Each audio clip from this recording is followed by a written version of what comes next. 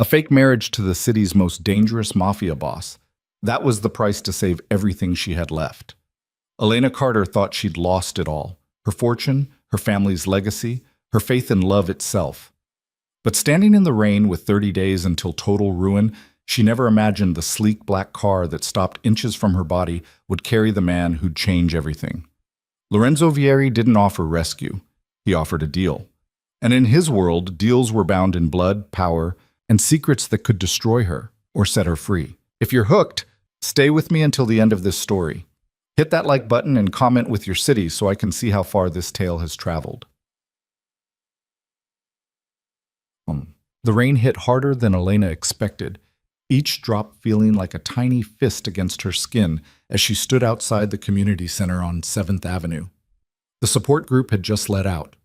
12 people with 12 different versions of heartbreak, all sitting in a circle like some kind of broken rosary. She'd stopped going weeks ago, but tonight desperation had dragged her back, searching for something she couldn't name. Answers, maybe. Or just proof that she wasn't the only person whose life had collapsed so completely that getting out of bed felt like an achievement. It hadn't helped. Elena pulled her coat tighter, though it did nothing against the cold that had settled into her bones. The fabric was expensive once. Cashmere, tailored, the kind of thing she used to wear without thinking. Now it hung on her frame like a costume from someone else's life. The lining torn, one button missing. She'd stopped noticing those things. Stopped caring. Her phone buzzed in her pocket. She didn't check it. It would be another creditor, another lawyer, another person reminding her that she had 29 days left before Carter Textiles, the company her grandfather built, the legacy her father bled for, went under completely. 30 days had sounded like breathing room when the bankruptcy judge said it. Now it felt like a countdown to execution. She walked without direction, her heels clicking unevenly on wet pavement. One heel had cracked last week. She'd superglued it. The glue was failing. The streets were emptier than usual for a Thursday night, most people smart enough to stay inside. Elena wasn't smart anymore. She'd proven that by marrying Marcus Hale, by trusting him with her company, her accounts, her stupid, naive heart. 3 years of marriage, and he'd walked away with everything except her name. Even that he'd tried to take, dragging her through a divorce so vicious her own lawyer had looked uncomfortable. "You signed the prenup," he'd said, like she needed reminding. He's entitled to nothing," she'd snapped. "He forged my signature on half those documents." "Prove it." She couldn't. Marcus had been too careful, too smart, too many steps ahead while she'd been playing at partnership like marriage actually meant something. Elena reached the corner of 7th and Amsterdam, waiting for the light even though no cars were coming. Habit. The kind ingrained by a childhood of etiquette classes and polite society. All those rules about how young women from good families should behave. Fat lot of good it had done her. The light changed. She stepped off the curb. Headlights exploded into her vision, bright, sudden, too close. She heard the squeal of brakes, felt her body freeze in that terrible moment between realization and impact, and then strong hands grabbed her waist and yanked her backward so hard she gasped. She stumbled into someone solid, someone who smelled like expensive cologne and rain-soaked wool. Her heart hammered against her ribs as the car, a sleek black sedan with tinted windows, stopped exactly where she'd been standing half a second ago. "Careful." The voice behind her was male, low, with an accent she couldn't quite place. Italian, maybe. "The light means nothing if you're not watching." Elena twisted free, her pulse still racing, and turned to face her rescuer. He was tall, taller than Marcus, broader through the shoulders, with dark hair slicked back from a face that could have been carved from marble, if marble could look that dangerous. Sharp cheekbones, a jaw that could cut glass, and eyes so dark they were almost black in the dim streetlight. He wore a suit that probably cost more than a rent, perfectly tailored, not a drop of rain on him despite the downpour. The car door opened. A driver stepped out, equally well-dressed, holding an umbrella. "Miss Carter," the man said, and Elena's stomach dropped. "How do you know my name?" He smiled. It didn't reach his eyes. "I know a lot of things. Get in the car." "Excuse me?" "You're soaked. It's late, and you were about to walk into traffic, which suggests you're not thinking clearly." He gestured to the open door. "I'm offering a ride." Elena took a step back. Every instinct she had left, and there weren't many, screamed danger. This man radiated it like heat, something predatory in the way he stood, the way he looked at her like she was a problem he'd already solved. "I don't get into cars with strangers," she said. "Smart policy." "Unfortunately, I'm not a stranger." He held out his hand. "Lorenzo Vieri." The name hit her like cold water. She'd heard it before, whispered in the same breath as words like organization and family and untouchable. Lorenzo Vieri wasn't just wealthy. He was dangerous, connected, the kind of man whose business stayed out of newspapers because newspapers knew better. "I know who you are," Elena said carefully, "which is exactly why I'm not getting in that car." Lorenzo lowered his hand, unbothered by her refusal. "Then let me be direct. You have 29 days before your company collapses. Your creditors are circling. Your father's health is failing from the stress. Your ex-husband is 3 days from finalizing a deal that will buy Carter Textiles for pennies on the dollar and strip it for parts.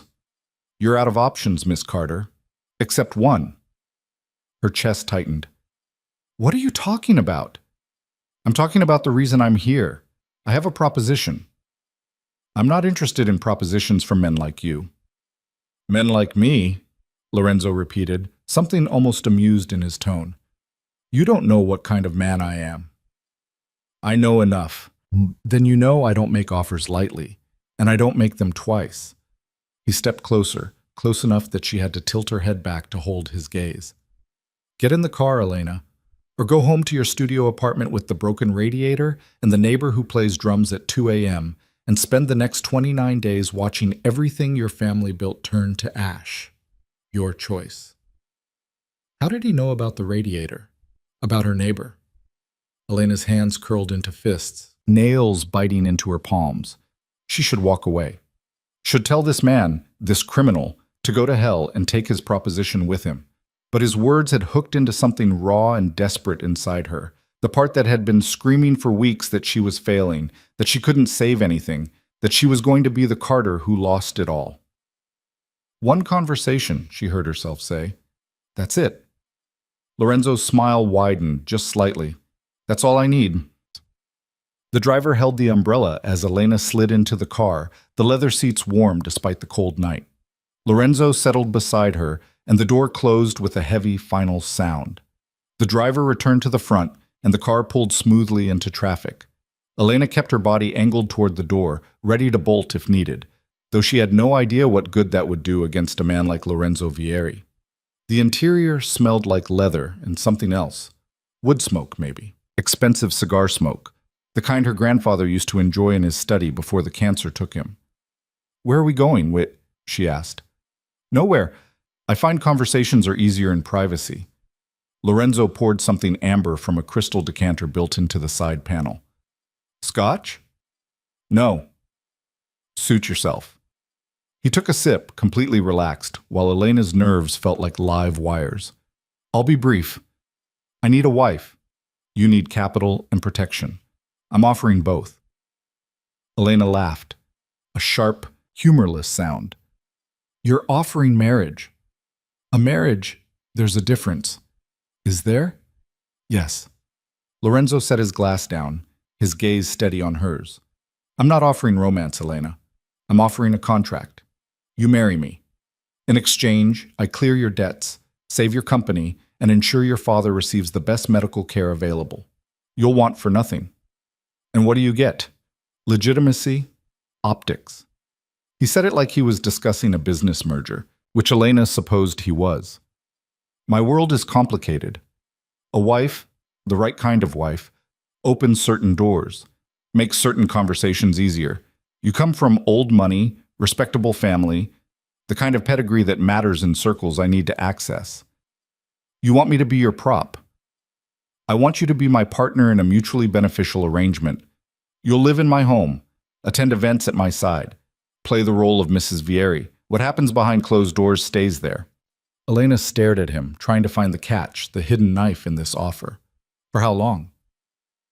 2 years. After that, we divorce quietly. You walk away with a settlement that ensures you'll never worry about money again. Your company remains yours, profitable and secure. Everyone wins. Except I have to marry a criminal." Lorenzo's expression didn't change, but something cold flickered in his eyes. Careful with words like that, Elena. They have consequences. Is that a threat? It's a fact. And for the record, I've never been convicted of anything. Because you're good at not getting caught. Because I'm careful about which laws I break and which I don't. He leaned back, studying her with an intensity that made her skin prickle. You're scared. That's smart. But you're also desperate, and desperation makes people foolish. I'm offering you a way out, a real one, not some fantasy where you suddenly make millions and save everything yourself. We both know that's not happening. The worst part was that he was right.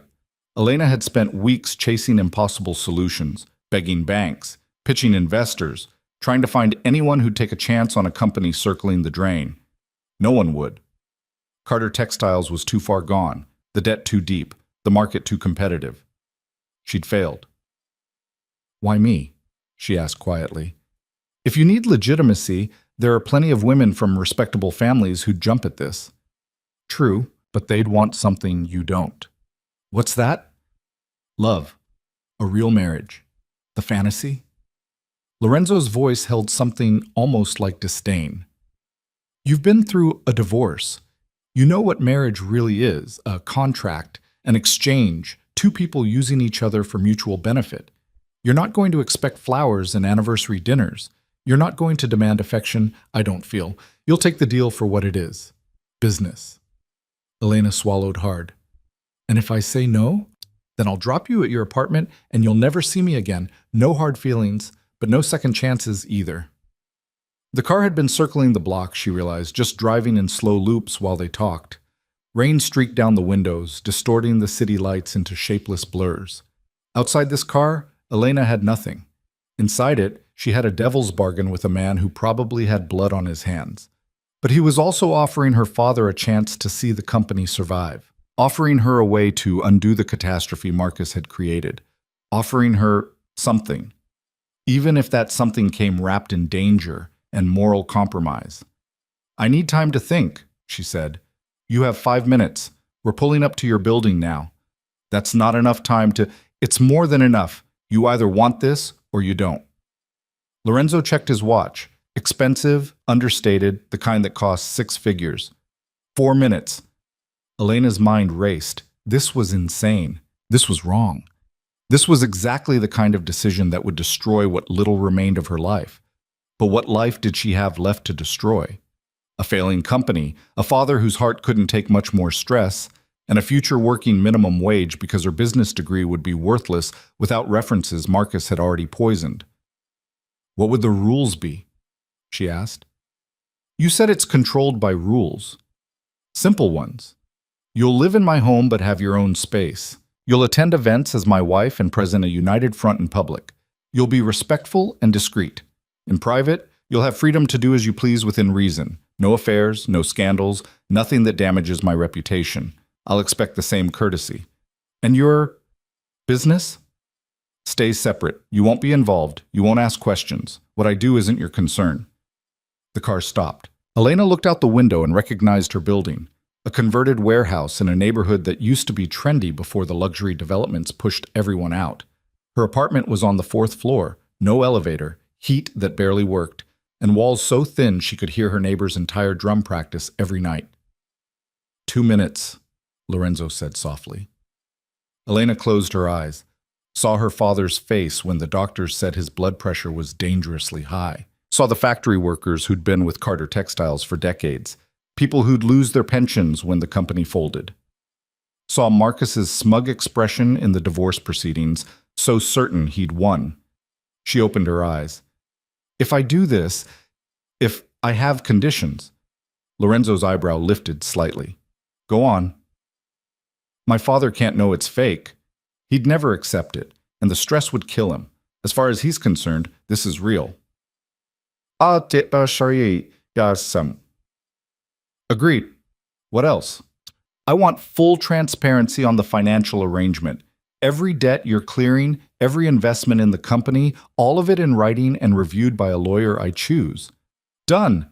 Though I'll choose the lawyer, yours would take one look at me and refuse the case. Elena bristled but couldn't argue. Fine.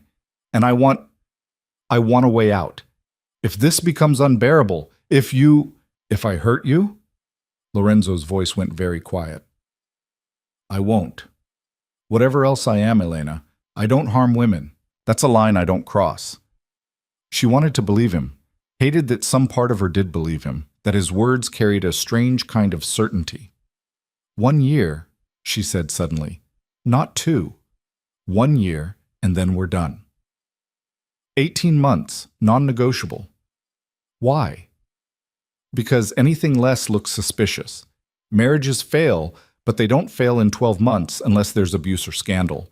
We need enough time to make it believable. Elena's hands were shaking. She pressed them against her thighs, trying to stop the tremor. If I agree to this, when would... Tomorrow. We'll fly to Nevada, marry at a private chapel, return the same day. Your father will receive a call about a loan approval within the hour. Carter Textiles creditors will be contacted by Monday. Your apartment lease ends this month. Don't renew it. You'll move into my home next week. That's too fast. That's how it needs to be. I don't do anything halfway, Elena. If we're doing this, we do it completely, or not at all. Lorenzo held out his hand again, and this time it felt less like a greeting and more like a contract. Yes or no? Right now. This was the moment, the point of no return. Elena knew if she took his hand, everything would change. Not just her circumstances, but something fundamental about who she was. She'd be choosing survival over morality, practicality over principle. She'd be betting everything on a man she didn't know, didn't trust, couldn't predict. But she'd already lost everything betting on love. Maybe it was time to bet on something else. Elena reached out and placed her hand in Lorenzo's. His grip was firm, warm, completely steady while hers shook. Yes, she whispered, I'll do it. Lorenzo's smile was small, satisfied, the expression of a man who'd never doubted the outcome. Good. Be ready tomorrow at 9 a.m. Pack light. You won't need much of what you have. How will I'll send a car. He released her hand and opened the door. Rain blew in, immediately soaking her sleeve. One more thing, Elena. What? Don't tell anyone, not your father, not your friends, no one. As far as the world knows, we met months ago and kept it quiet. The story is that we fell in love, moved quickly, couldn't wait. Understand? She nodded, throat tight. Good. I'll see you tomorrow. Don't be late. Elena climbed out of the car, and the door closed before she could respond. The sedan pulled away smoothly, taillights disappearing into the rain, leaving her standing on the curb with her broken heel and her impossible decision and the feeling that she'd just signed something in blood. She walked into her building, climbed the 4 flights of stairs, and let herself into the apartment that would soon stop being hers. The radiator clanked uselessly. From upstairs, drums started up, a bass-heavy rhythm that shook the walls. Elena sank onto her second-hand couch and stared at her hand, the one Lorenzo had shaken. It still felt warm. What had she just done? The next morning arrived too quickly, dragged in by gray light and the sound of garbage trucks. Elena hadn't slept. She'd spent the night packing a small suitcase, then unpacking it, then packing it again, trying to decide what you brought to a fake marriage with a mafia boss. In the end, she settled on practical clothes, a few photos of her family, and the pearl necklace her grandmother had given her son. Everything else could stay. At 8:55 a.m., her phone buzzed with a text from an unknown number. Car outside. Elena looked out the window and saw the same black sedan from last night, idling at the curb. No turning back now. She grabbed her suitcase, left her keys on the counter, and walked out of her old life. The driver, a different one from yesterday, just as professionally blank, took her suitcase and opened the door. Lorenzo sat inside, looking impossibly put together in a charcoal suit, his attention on his phone. He glanced up as she slid in. You're early. Good. You said don't be late. I say a lot of things. Most people ignore half of them. He tucked his phone away. Nervous? Should I be? Probably, but it's too late now. The car pulled into traffic, heading toward what Elena assumed was an airport. She watched the city slide past, familiar streets becoming unfamiliar territory, every mile taking her further from the person she used to be. Tell me about your father, Lorenzo said suddenly. Elena blinked. What? Your father, Robert Carter, 68, former CEO of Carter Textiles, currently in semi-retirement due to health issues. He'll need to believe this marriage is real, which means I need to know how to talk to him. What matters to him? The company. It's all he's ever cared about. More than you? The question stung because it was fair. He loves me, but the company is his legacy. It's what he built his whole life around. Losing it would destroy him. Then we'll make sure he doesn't lose it. Lorenzo's voice was matter-of-fact, like saving a failing textile company was as simple as ordering lunch. What else? Hobbies, interests, politics? He golfs. Used to anyway, before his blood pressure got bad. He's conservative, traditional. He'll probably hate that we move so fast, but he'll accept it because he's old-fashioned enough to think marriage is marriage. And your mother? Dead. Cancer. When I was 16. I'm sorry. Don't be. You didn't know her. Elena looked at him. What about your family? Lorenzo's expression closed off, subtle but definite. Not relevant. You asked about mine. Because yours will be part of our story. Mine won't. Why not? Because I said so. His tone made it clear the subject was finished. We'll be in Nevada by noon. The ceremony takes 15 minutes. We'll sign papers, exchange rings, and fly back. Tomorrow I'll call your father and ask for a formal meeting to introduce myself as your husband. You'll be there to sell the story. Think you can manage that? Elena swallowed the instinct to snap at him. She needed to get used to this. Lorenzo's blunt commands, his refusal to explain, his assumption that she'd simply obey. This was what she'd signed up for. Yes, she said. I can manage it. Good. There's a ring box in the glove compartment. Take whichever one fits. Elena leaned forward and opened the compartment. Inside were 3 ring boxes, each containing a diamond so large it looked obscene. She chose the smallest, a platinum band with a single emerald-cut stone that still probably cost more than her apartment, and slipped it on her left hand. It fit perfectly. How did you know my size? She asked. Lorenzo didn't look up from his phone. I know a lot of things. The rest of the drive passed in silence. They boarded a private jet at a small airfield, the kind of luxury Elena had grown up with but thought she'd lost forever.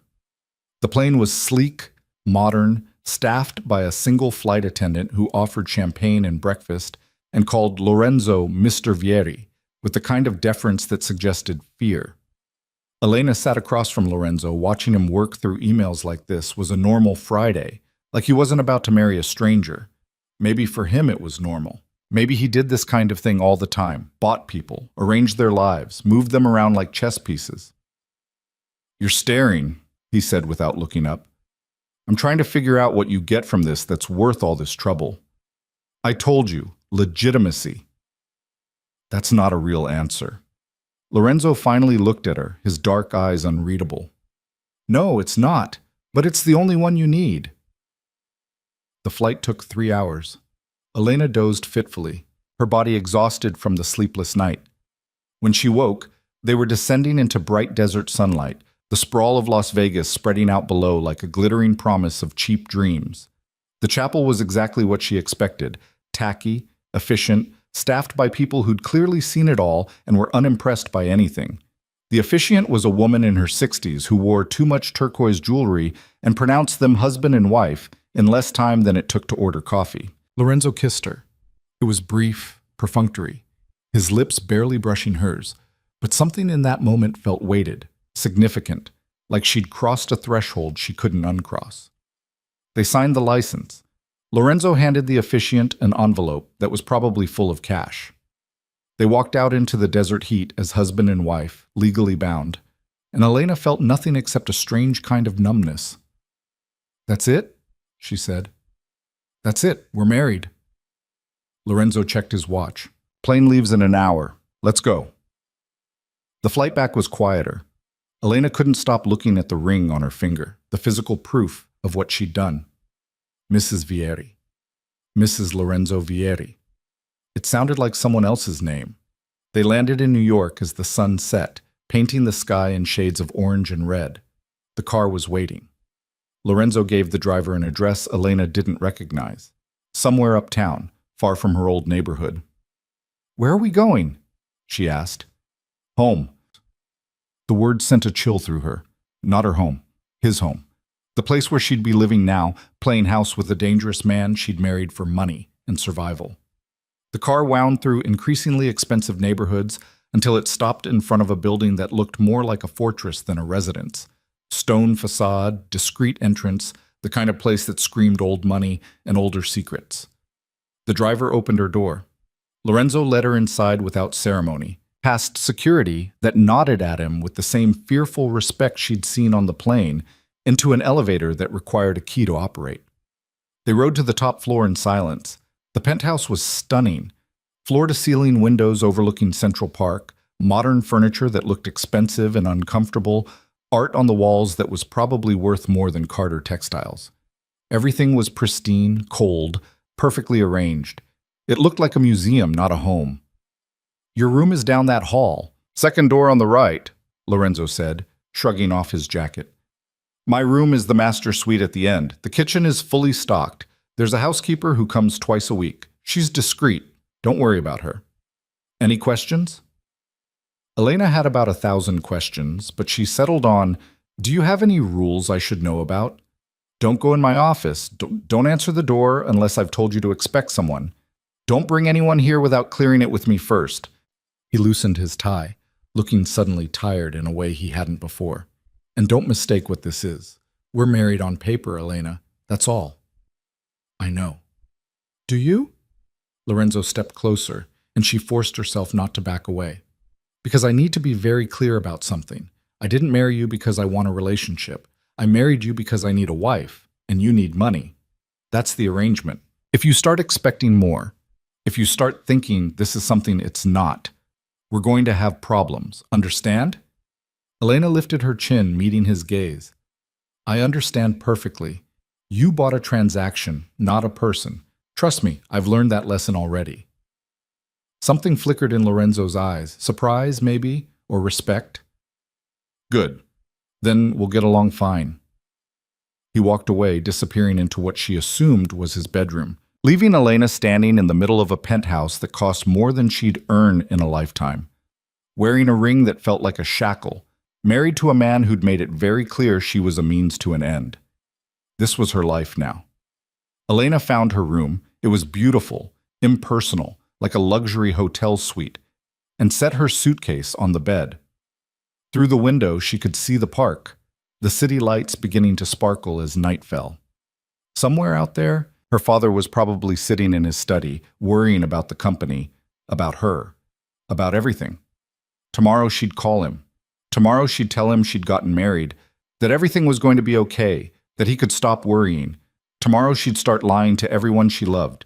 But tonight, Elena let herself feel the weight of what she'd done. She'd married a stranger, a criminal, a man who'd looked at her like she was a problem he'd solved, not a person he'd chosen. She'd sold herself for security, and she couldn't even pretend it was noble. It was survival, pure and simple, and it tasted like ash. Her phone buzzed, a text from an unknown number. Carter Textiles creditors will receive payment confirmation Monday morning. Your father's medical bills are handled. Welcome to the family. Elena stared at the message. This was real. It was happening. Lorenzo had delivered exactly what he promised, which somehow made it worse.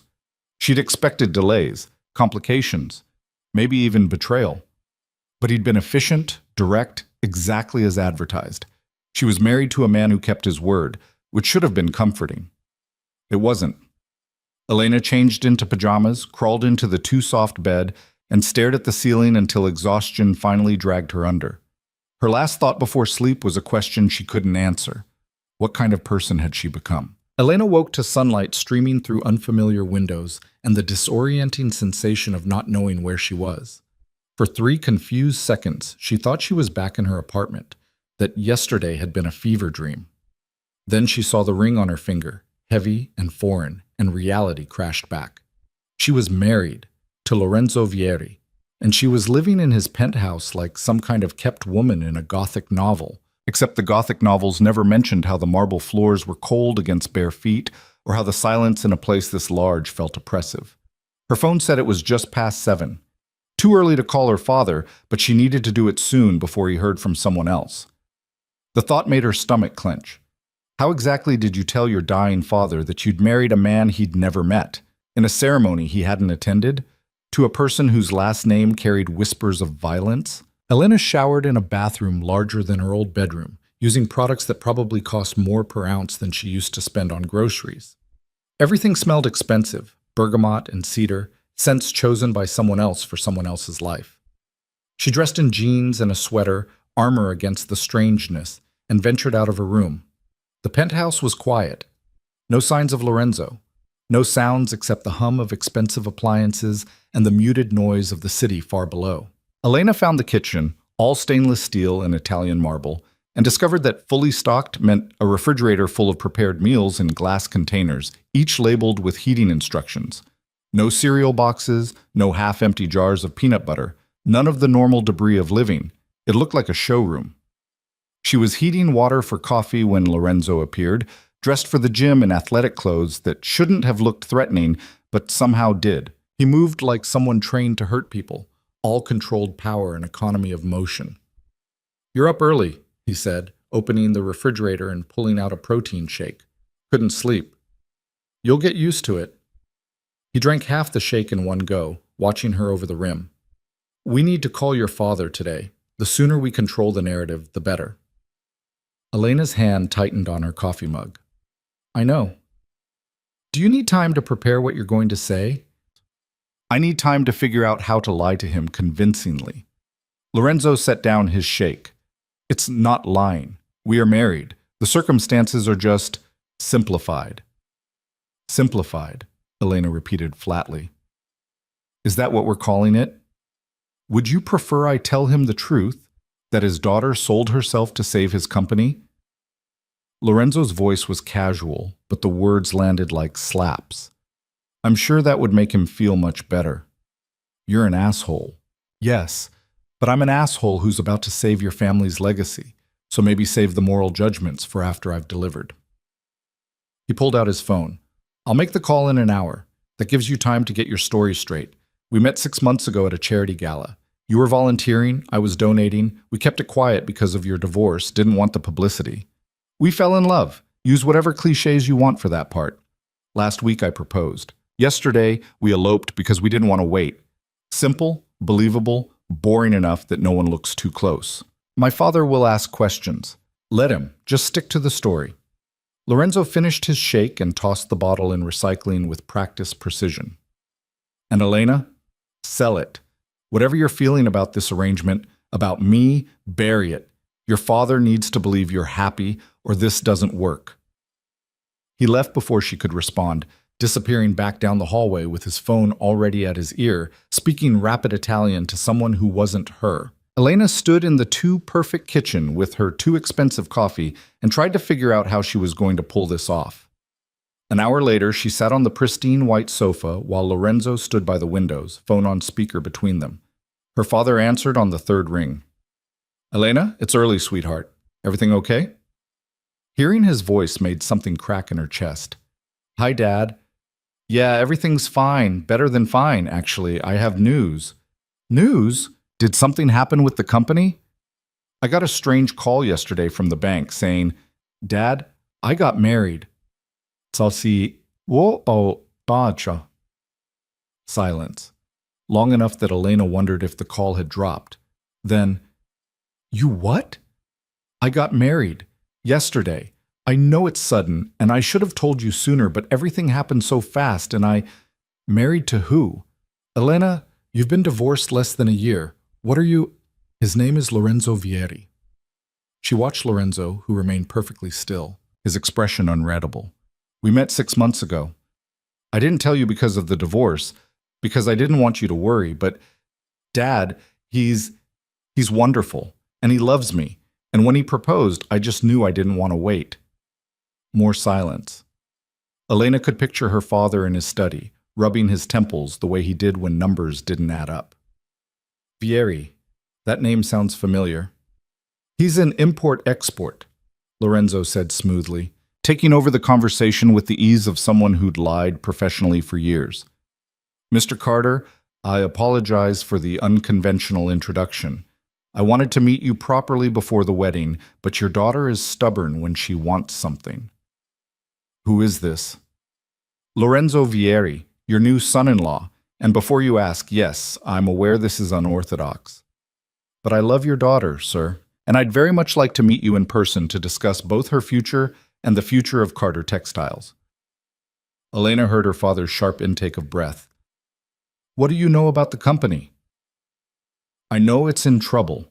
I know you've been struggling to secure financing, and I know I can help.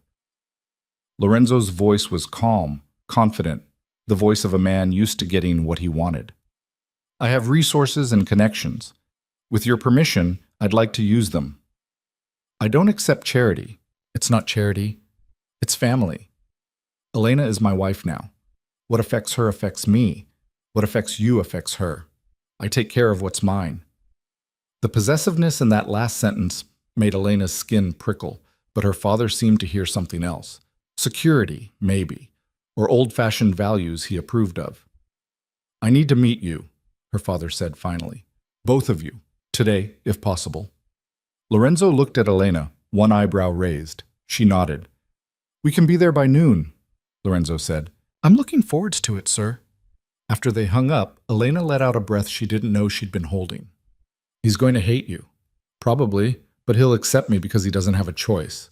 Lorenzo tucked his phone away. Get dressed, something appropriate for meeting a father-in-law who thinks his daughter made a terrible mistake. Elena stood, anger flashing hot in her chest. You know, you could try being less of a prick about this. Why? You knew what I was when you agreed. Knowing and experiencing are different things.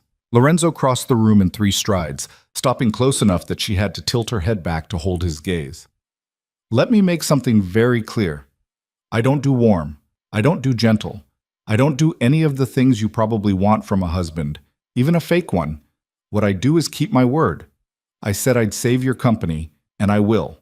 I said I'd protect you, and I will. But I'm not going to pretend to be someone I'm not just to make you comfortable.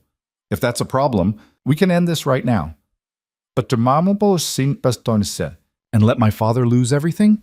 Your choice, not mine.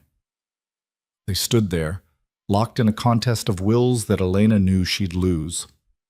Lorenzo didn't blink, didn't back down, didn't show any sign that her anger affected him at all.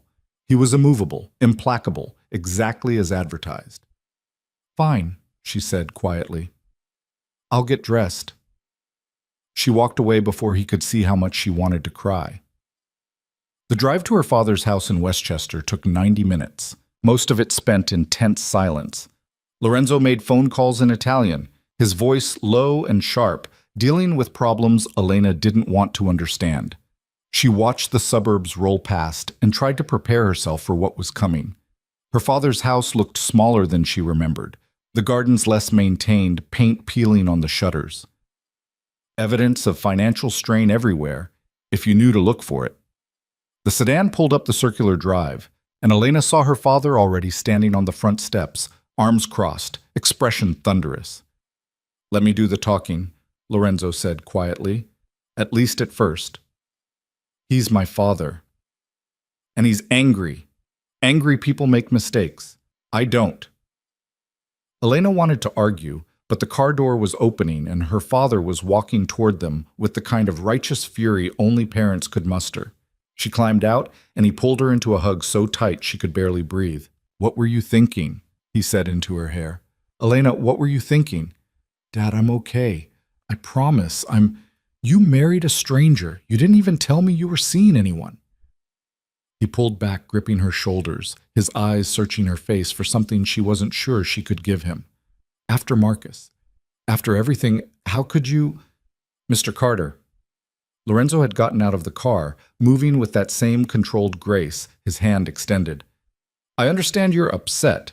You have every right to be. But I assure you your daughter is safe and cared for. Robert Carter looked at Lorenzo's hand like it might bite him. You're the one who married my daughter without asking my permission. I'm the one your daughter chose to marry. There's a difference. Lorenzo lowered his hand, unbothered by the rejection.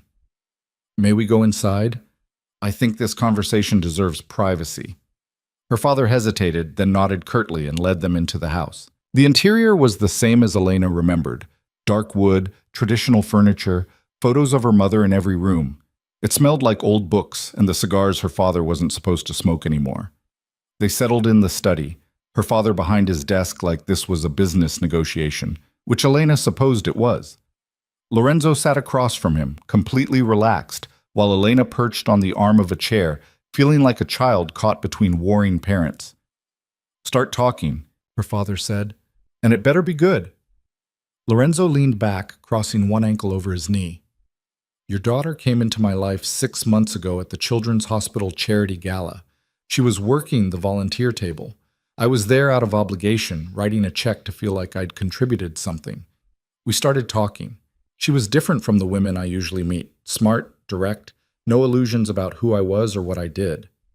"And what do you do exactly?"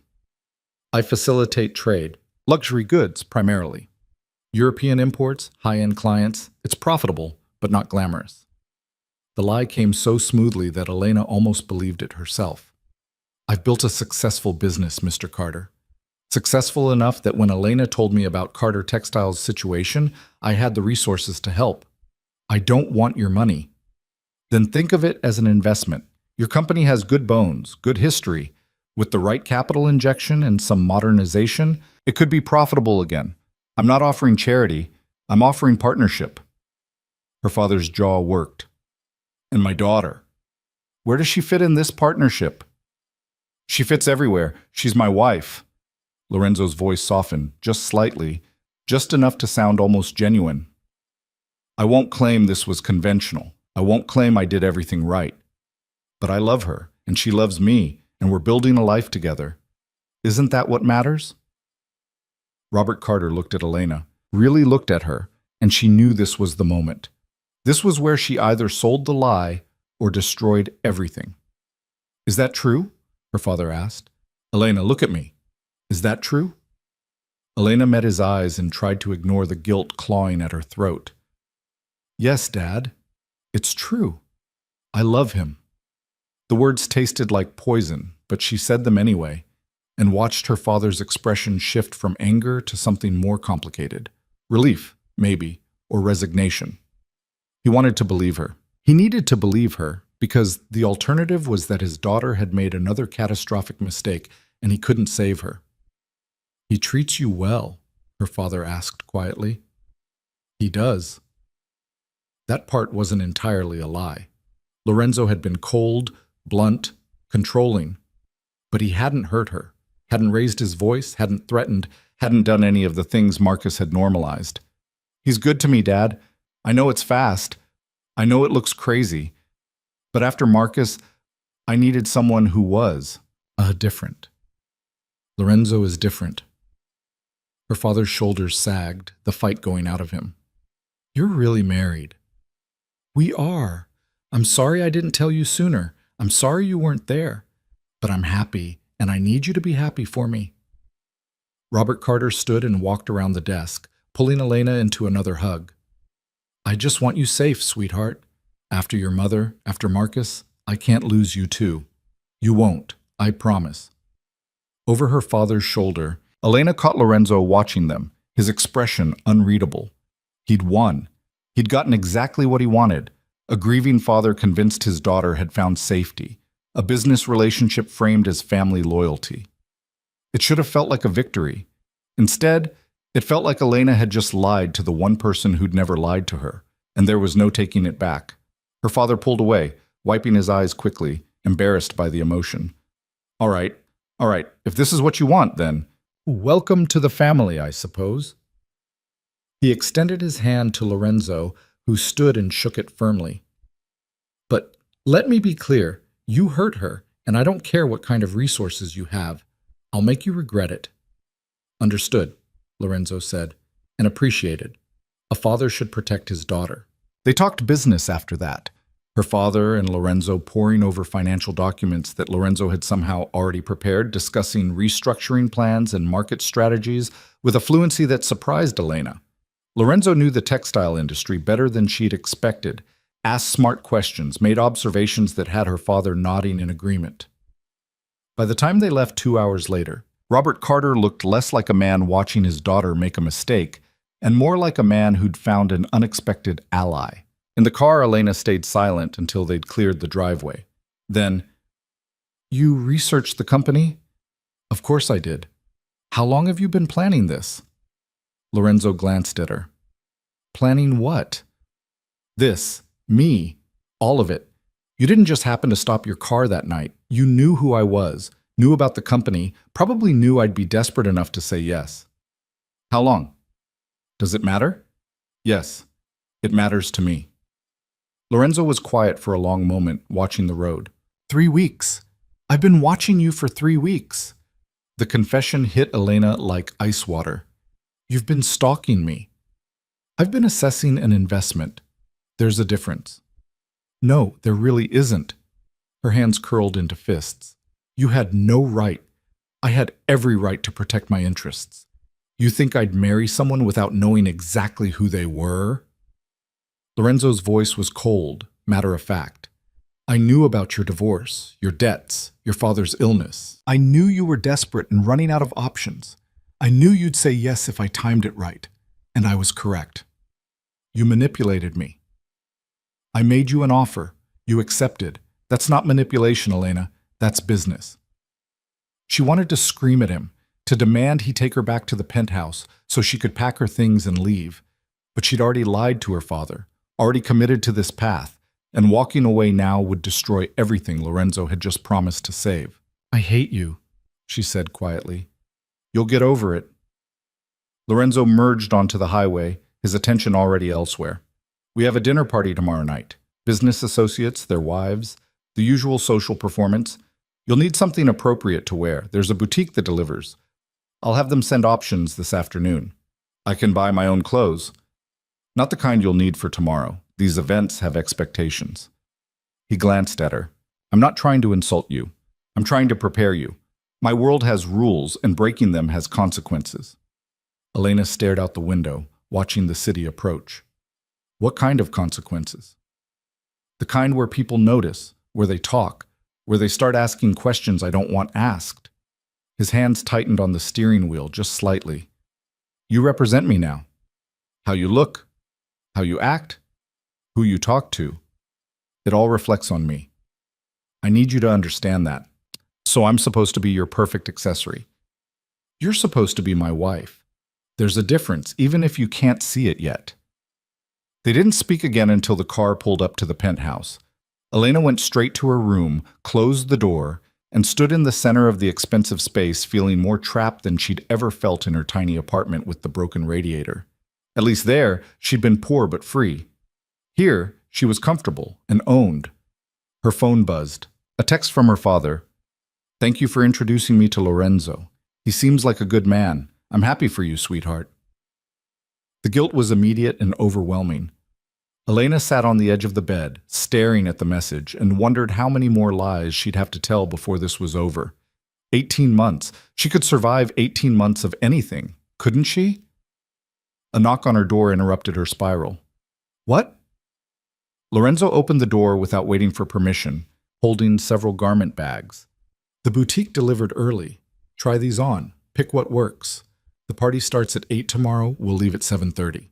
I didn't say I was going. Yes, you did. When you married me, you agreed to all of this. He laid the garment bags on the bed. And before you argue, remember that your father thinks you're happy, that you chose this. If you want to keep him believing that, you'll show up tomorrow looking like you belong at my side. Elena stood, crossing her arms. You know what's funny? Marcus used to do the same thing. Tell me what to wear, where to go, who to talk to. I thought marrying you would be different. It is different. I'm doing it to protect you, not control you. You really believe that, don't you? Lorenzo stepped closer, and Elena refused to back away even though every instinct screamed at her to maintain distance. What I believe, he said quietly, is that you made a choice. A hard choice. Maybe even a bad choice. But yours. You can resent me for it. You can hate me for it, but you can't pretend you're a victim. You walked into that car knowing exactly what I was offering. I walked into that car because I was desperate, and I gave you a way out of that desperation. You're welcome. He turned to leave, then paused at the door. Try the blue dress. It'll look good on you. After he left, Elena unzipped the garment bags with shaking hands. Inside were dresses that probably cost more than she used to make in a month, each one more beautiful and impractical than the last. She pulled out the blue one Lorenzo had mentioned, midnight silk that would cling in all the right places, elegant and dangerous and completely unlike anything she'd worn in years. She held it up to the mirror and barely recognized the woman staring back. That woman looked like someone who belonged in Lorenzo Vieri's world, someone sophisticated and controlled and utterly fake. Elena hung the dress back up and lay down on the bed, staring at the ceiling. Tomorrow she'd put on the costume, play the role, smile at strangers who probably had blood on their hands. Tomorrow she'd be Mrs. Vieri, devoted wife, perfect accessory. But tonight, she let herself be Elena Carter, broke, desperate, and drowning in choices she couldn't undo. The boutique had also sent shoes, jewelry, even a clutch purse that matched the dress perfectly. Someone had thought of everything, which meant Lorenzo had thought of everything, which meant he'd been planning this performance down to the smallest detail. The realization should have made her angry. Instead, it just made her tired. Elena slept badly again that night, waking every few hours to the unfamiliar silence of the penthouse. At some point past midnight, she heard footsteps in the hallway. Lorenzo, probably, dealing with whatever business kept men like him awake at ungodly hours. She stayed very still, listening to him move through the apartment, and wondered what kind of person could live like this. Always controlled, always performing, never letting anyone see past the careful construction. Maybe that was the real difference between her and Lorenzo. She still had pieces of herself she wanted to protect. He'd given up on protection years ago and built armor instead. Morning came too quickly. Elena forced herself through the motions. Shower, coffee, small talk with Lorenzo over breakfast that felt like a rehearsal for later. He was different today, more present, asking about her father and whether she needed anything before tonight. It would have seemed almost caring if Elena didn't know it was just preparation, making sure his investment was secure. You nervous? He asked, watching her push eggs around her plate. Should I be? These people are... Lorenzo paused, choosing his words carefully. They're not like your father's business associates. They're harder, more cynical. They'll be looking for weakness. And if they find it, they won't. Because you're not weak, Elena. You're scared, maybe, but not weak. There's a difference. He stood, collecting his dishes. The dress fits? I haven't tried it on. Do that, and practice your smile. The real one looks too honest. He left her alone with that disturbing piece of advice, and Elena spent the afternoon trying on dresses and practicing lies in the mirror. The blue dress did look good, too good, the kind of good that felt like warfare. She paired it with heels that made her 3 inches taller and jewelry that probably required its own insurance policy. By the time Lorenzo knocked on her door at 7:15, Elena had transformed into someone she barely recognized. You clean up well, he said, his eyes traveling over her in a way that wasn't quite appreciation, but wasn't quite indifference either. Is that a compliment? It's an observation. He held out his arm. Ready? Elena took his arm, feeling the solid muscle beneath expensive fabric, and let him lead her toward whatever nightmare waited on the other side of this evening. The car ride was mercifully short, pulling up to a building even more exclusive than Lorenzo's, if that was possible. A doorman ushered them inside with deference that bordered on fear. The party was already in full swing, 50 people in a penthouse somehow larger than Lorenzo's, all of them dressed like they bought their clothes by the designer rather than the piece. Elena recognized the type immediately. Old money trying to look new money trying to look old, and predators circling each other with champagne flutes and false smiles. Lorenzo's hand settled on the small of her back, possessive and guiding. Stay close. Smile. Don't answer questions about where we met or how long we've been together. Let me handle that. More lies? More protection, for both of us. They moved through the room like sharks through water, Lorenzo introducing her with practiced ease. This was his world, and he navigated it with the kind of confidence that came from owning everything you touched. Elena smiled until her face hurt, shook hands with people whose names she forgot immediately, and tried not to think about what these people did for a living. Lorenzo! A man approached, older, silver-haired, with eyes that had seen too much and enjoyed most of it. I heard rumors you'd gotten married. Didn't believe them until now. Marcus Torino, my wife Elena. Lorenzo's hand tightened slightly on her back. Elena, Marcus is an old family friend. The way he said family made it clear he didn't mean the kind with Thanksgiving dinners. Elena shook Marcus Torino's hand and tried not to flinch at how cold it was. Lovely to meet you, Torino said, his gaze lingering on her face just long enough to be uncomfortable. Lorenzo, you always did have excellent taste. I do, Lorenzo agreed, his voice carrying a warning Elena didn't understand. Torino laughed, sensing the boundary. Well, congratulations. Marriage is a wonderful institution, assuming you pick the right cell. He winked at Elena like they were sharing a joke. Your husband treating you well? Very well, Elena said, because what else could she say? Good, good. Lorenzo's particular about taking care of his things. The conversation moved on, but the phrasing stayed with Elena. His things. Not his wife, not his partner, but his things, like she was property to be maintained and displayed. Was that how these people saw her? How Lorenzo saw her? The evening stretched on in a blur of introductions and small talk and growing dread. Elena watched Lorenzo work the room, saw how people deferred to him, how even the powerful ones seemed slightly afraid. This was his domain, and she was just visiting, playing dress-up in a world she didn't understand and didn't want to. Around 10, she excused herself to the bathroom, needing a moment away from the performance. The powder room was absurdly luxurious, all marble and gold fixtures, and Elena braced her hands on the sink and stared at her reflection. The woman looking back was a stranger, polished, perfect, exactly what Lorenzo had paid for. The door opened and another woman entered, younger than most of the guests, with dark hair and an expression that suggested she saw right through Elena's carefully constructed facade. You're Lorenzo's new wife, the woman said. Not a question. I am. Interesting. I didn't think he'd ever actually do it. She touched up her lipstick, watching Elena in the mirror. I'm Sofia Castellano. My father does business with your husband. Nice to meet you. Is it? Sofia smiled, sharp and knowing. You look terrified. Elena's carefully maintained composure cracked, just slightly. I'm fine. Sure you are? Word of advice? Sofia capped her lipstick. Whatever Lorenzo told you about this life, about how it works, forget half of it. The real rules aren't the ones they tell you. They're the ones you learn by surviving. You don't know what you've gotten into. I can see it on your face. Sofia's expression softened, just marginally. Look, I don't know why Lorenzo married you, and I don't care. But if you're going to make it in this world, you need to learn fast. Trust no one, show no weakness, and never ever forget that everyone here is using everyone else, including your husband. She left before Elena could respond, leaving her alone with words that felt like ice water down her spine. When Elena returned to the party, she found Lorenzo deep in conversation with two men who looked like they'd walked straight out of a crime drama. Their voices were low, intense, and they stopped talking the moment they noticed her approaching.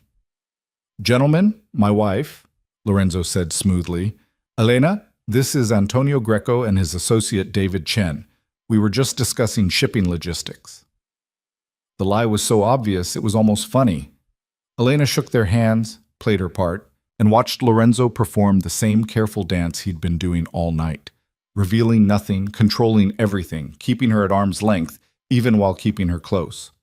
By the time they left just after midnight, Elena felt wrung out, exhausted from holding a smile and pretending she belonged. The car ride home was silent until Lorenzo spoke. You did well tonight. Did I? Better than I expected. People believed you. That's what matters. Elena turned to look at him. Sofia Castellano told me not to trust anyone, including you. Lorenzo's expression didn't change. Smart woman, you should take her advice. So I shouldn't trust you. You should trust that I'll keep my word. Beyond that? He shrugged.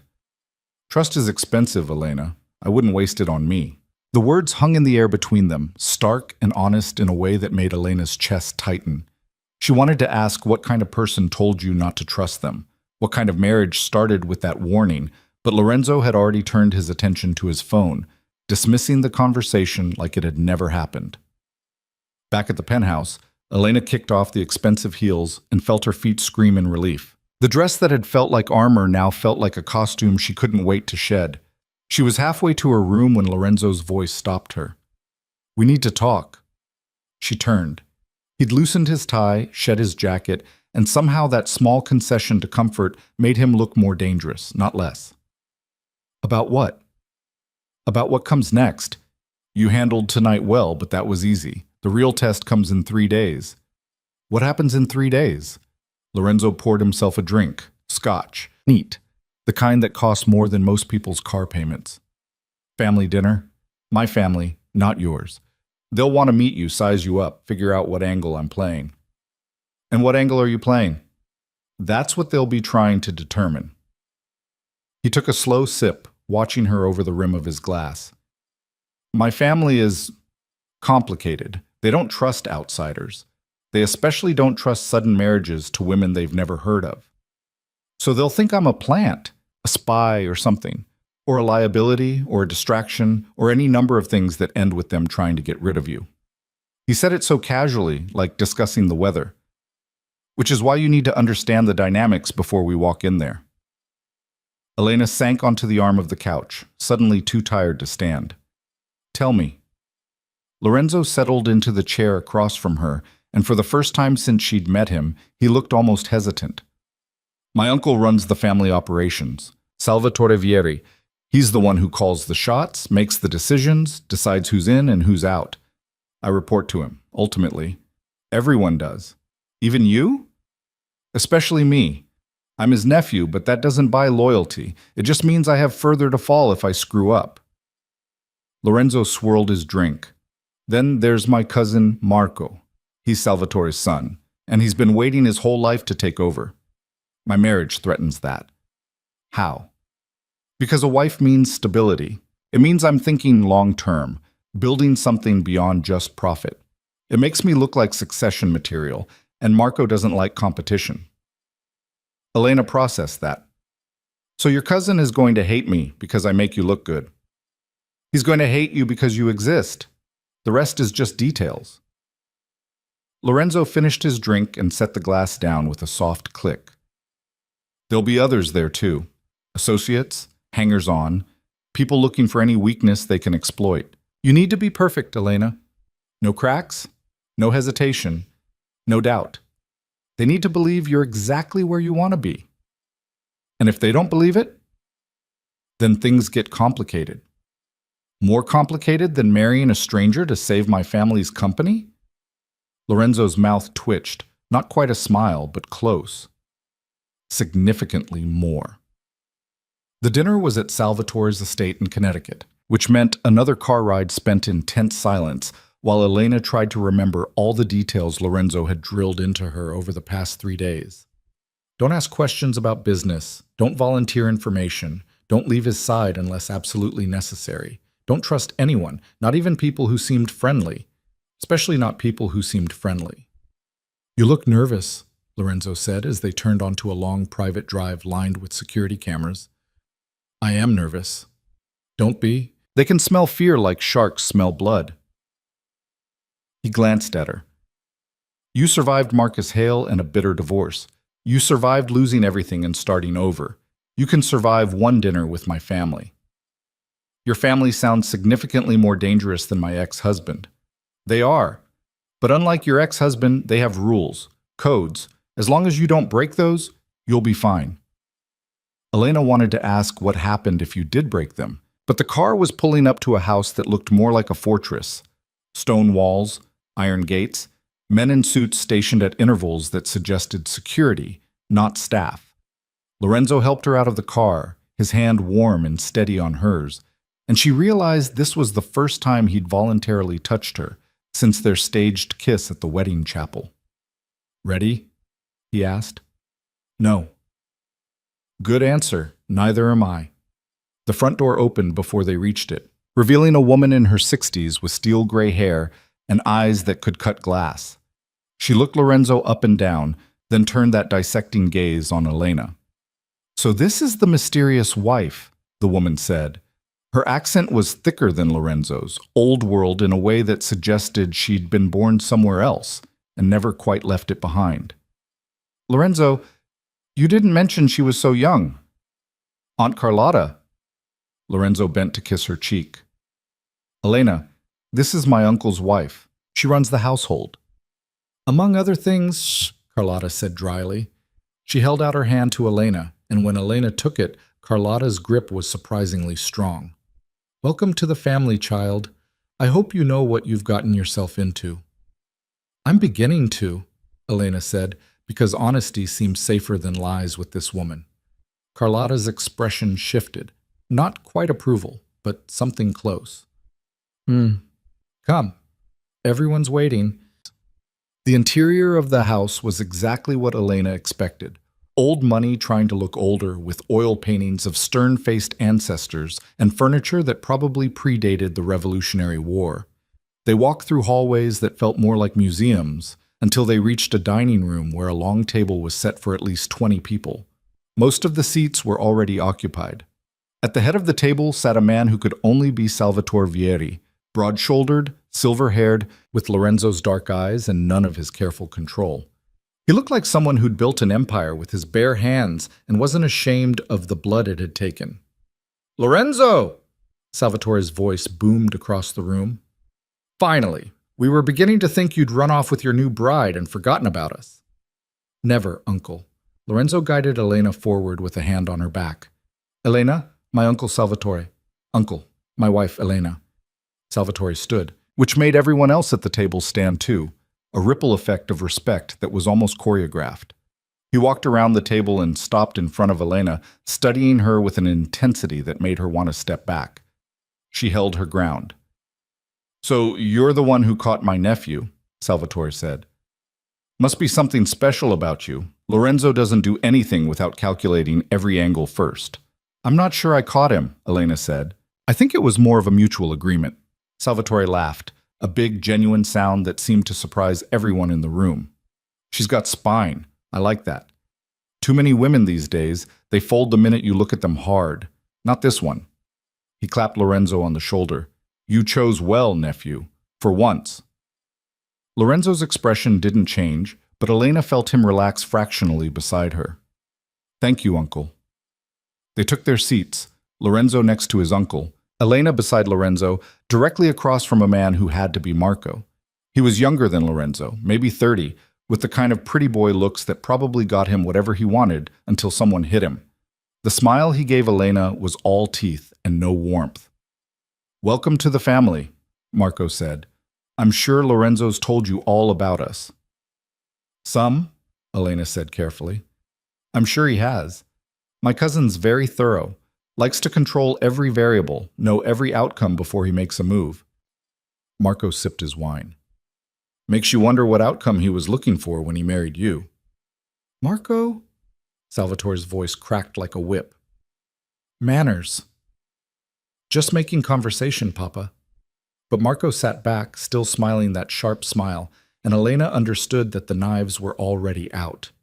Dinner was served, course after course of Italian food that was probably incredible, but tasted like ash in Elena's mouth.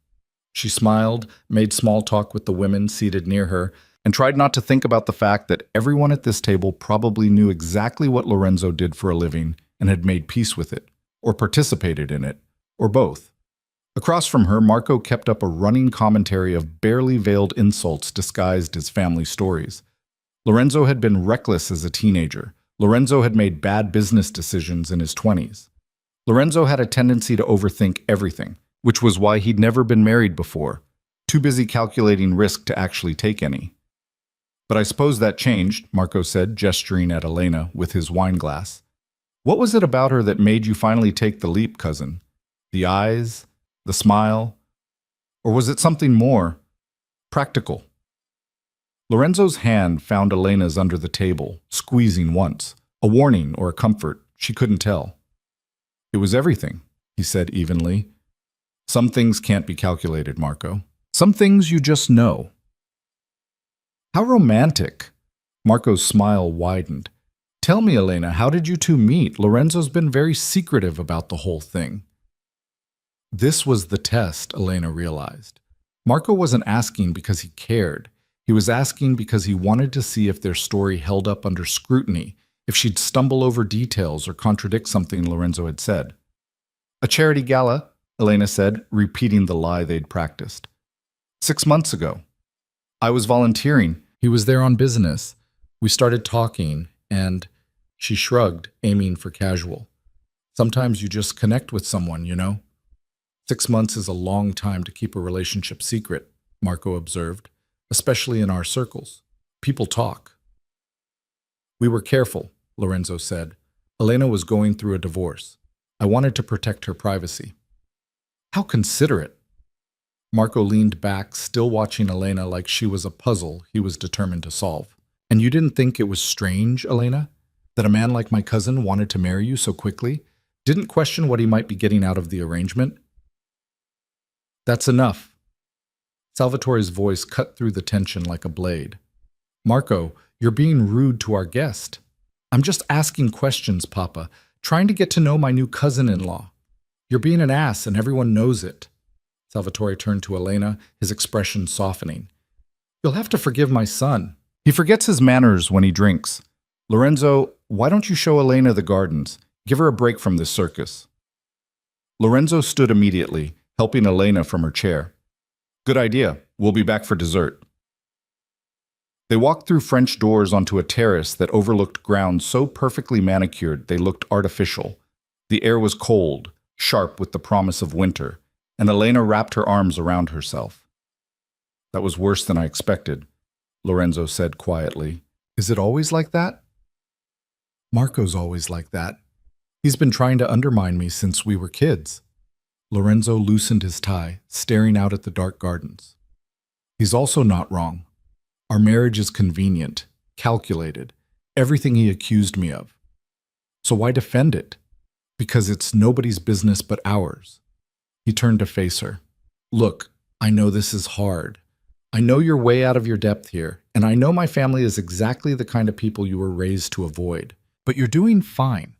Better than fine. You held your ground in there. Elena laughed, a short, bitter sound. I lied to your uncle. To all of them. I sat at that table and smiled while your cousin tried to tear me apart with politeness, and the whole time I was thinking about how I'm the biggest fraud in that room. You're not a fraud. You're playing a role, same as everyone else. That doesn't make it better. Lorenzo was quiet for a moment, then reached out and tucked a strand of hair behind her ear, a gesture so unexpected and gentle that Elena froze. You want to know the truth? He said. You're the only honest person in that room. Everyone else has been lying so long they've forgotten what truth looks like. But you? You still feel guilty about it. That's not fraud, Elena. That's humanity. She didn't know what to say to that.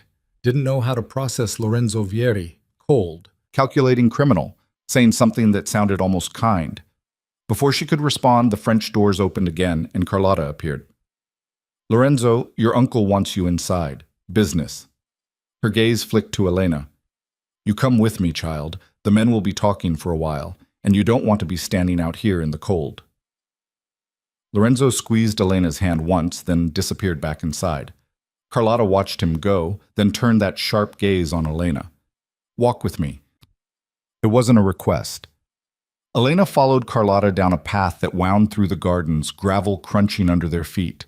They walked in silence until they were far enough from the house that voices wouldn't carry. You're not what I expected, Carlotta said finally. What did you expect? Someone harder, more calculating. Lorenzo doesn't do anything without a reason, so when he married you... Carlotta shrugged. I thought you must be playing an angle, but watching you tonight, I don't think you are. I think you're exactly what you appear to be, a young woman who got in over her head and doesn't know how to swim yet. Elena's throat tightened. Is it that obvious? Only to someone who's been watching this family for 40 years. To the men in there? No. They see what they want to see, another acquisition, another asset. But I see a girl who's terrified and trying very hard to hide it. They reached a fountain, water trickling despite the cold. Carlotta sat on the edge, patting the stone beside her. Elena sat. Let me tell you something about this family, Carlotta said. The men, they think they run everything. They make the decisions, move the money, decide who lives and who doesn't. But the women? We survive them. We outlive them. We raise their children and bury their bodies and keep the family going when they're too stupid or too dead to do it themselves. You understand what I'm saying? I think so. You're Lorenzo's wife now. That means your family, whether Marco likes it or not, whether Salvatore trusts you or not. And family looks out for family. Carlotta pulled a card from her pocket and pressed it into Elena's hand. That's my private number. You call me if anything happens. If Lorenzo gets himself into trouble he can't get out of. If someone threatens you. If you need help and don't know where else to turn. You call me. Elena stared at the card. Why would you help me? Because I see something in you that reminds me of myself 40 years ago. And because Lorenzo chose you, which means either he sees something worth protecting or he's made a mistake. Either way, you'll need someone in your corner who isn't a man. Carlotta stood, smoothing her dress. Come, we should get back before they start wondering where we went. They returned to find the men gathered in what Salvatore called his study, a room full of leather and dark wood and cigar smoke despite the no-smoking laws. Lorenzo looked up when Elena entered, something tense in his shoulders relaxing when he saw her. Everything all right? He asked quietly. Fine. Your aunt gave me a tour of the gardens. He didn't look convinced, but Salvatore was already talking again, pulling Lorenzo back into whatever conversation was happening. Elena found a seat near the door, trying to be invisible, while the men discussed shipping routes and payment schedules and other things that sounded almost legitimate but probably weren't. Marco appeared beside her, holding 2 glasses of wine. He offered her one. Peace offering, he said. I was an ass at dinner. Elena took the glass but didn't drink. You were. It's nothing personal. I just need to make sure you're not here to hurt my family. I'm not here to hurt anyone. That's what they all say. Marco sipped his wine, watching the men. You know what Lorenzo does, right? What all of this is? I know enough. Do you? Do you know how many people he's hurt, how many lives he's ruined? Marco's voice was low, almost gentle. My cousin's good at making things look clean, legitimate. But there's blood on his hands, Elena. A lot of it. And now there's going to be blood on yours too, just by association. Elena's fingers tightened on the glass. Why are you telling me this? Because you seem like a nice person. And nice people don't last long in this world. They either break, or they become something else. Something harder. He smiled, sad and strange. I'm just trying to figure out which one you'll be. Before Elena could respond, Lorenzo was there, his hand finding her elbow. We should go. It's late. Running away already? Marco asked. Going home. There's a difference. Lorenzo's voice was cold, final. Uncle, thank you for dinner. We'll see you next month at the, Actually, Lorenzo, one more thing. Salvatore stood, and the room went quiet. I need you in Chicago next week. The situation with the Castellano family is getting complicated, and I need someone I trust to handle it. Elena felt Lorenzo tense beside her. How long? 3, maybe 4 days. Take Elena if you want. Make it a trip. Show her the city. Salvatore's tone made it clear it wasn't a suggestion. Unless she'd rather stay here, which is also fine. She'll come with me, Lorenzo said immediately. Too quickly, Elena thought. Like the idea of leaving her here alone scared him more than bringing her into whatever Chicago business was. They left shortly after, Elena's head spinning from wine and revelations and the weight of Marco's warnings. The car ride back was silent until they hit the highway. My cousin talked to you, Lorenzo said. Not a question. He did. What did he say? Elena looked at him, at the sharp profile illuminated by passing headlights. He said there's blood on your hands, that I'm complicit now just by being your wife. Is that true? Lorenzo was quiet for so long, Elena thought he wouldn't answer. Then, yes, it's true. I've done things, hurt people, made decisions that ruined lives. And you are complicit, whether you want to be or not. That's what marriage to me means. Why are you telling me this? Because you asked, and because you deserve to know what you're part of. He glanced at her. Does it change anything? Did it?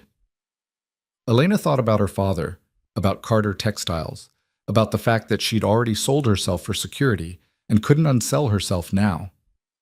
No, she said finally. I knew what you were when I married you. I just didn't want to think about the specifics. And now? Now I don't have a choice, so I guess I'll just have to live with it. The admission hung between them, stark and honest, and Elena realized something had shifted. They weren't pretending anymore, not with each other, at least. Whatever this marriage was, it was built on brutal truths instead of pretty lies, and somehow that felt more stable than anything she'd had with Marcus.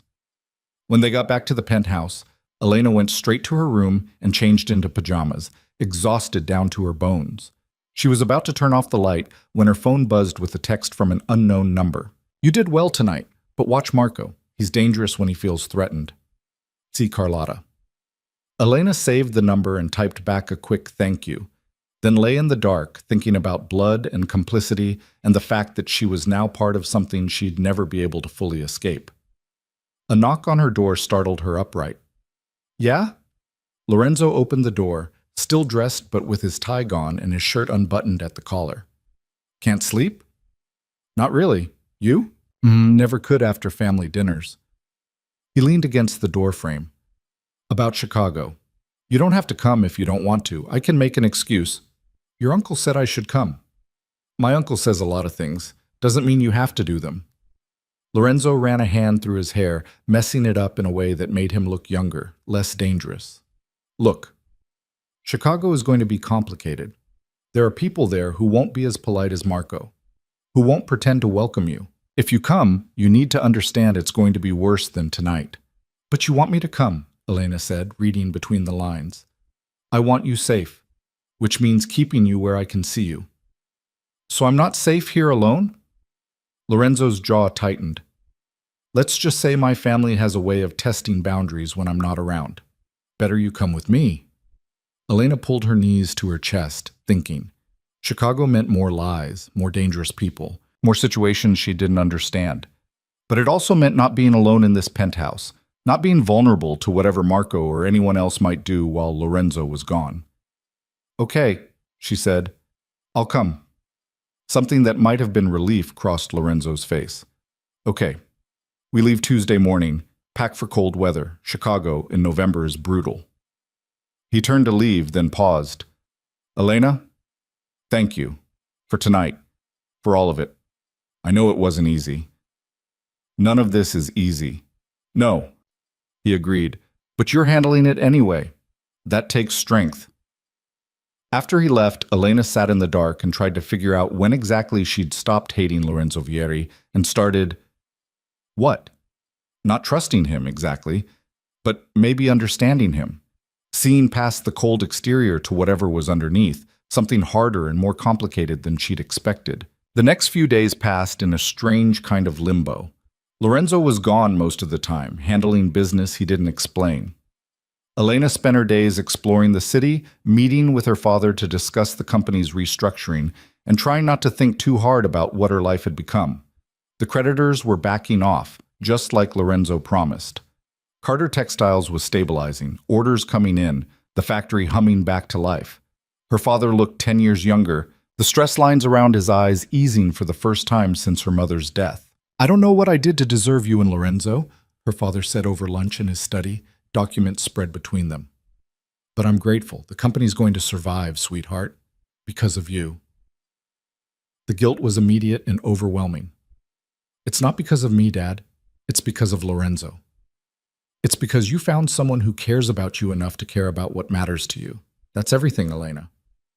He reached across the table and squeezed her hand. I know the divorce was hard. I know Marcus broke something in you. But seeing you with Lorenzo, seeing how he looks at you, gives me hope that you're going to be okay. Elena wanted to scream that it was all fake, that Lorenzo didn't love her, that everything her father believed was a carefully constructed lie. Instead, she smiled and said, I'm going to be fine, Dad. We both are. When she got back to the penthouse that evening, she found Lorenzo in his office, the one room he'd told her was off limits. The door was open, and he was on the phone speaking rapid Italian, his free hand pressed against his temple like he had a headache. He looked exhausted, worn down in a way she'd never seen.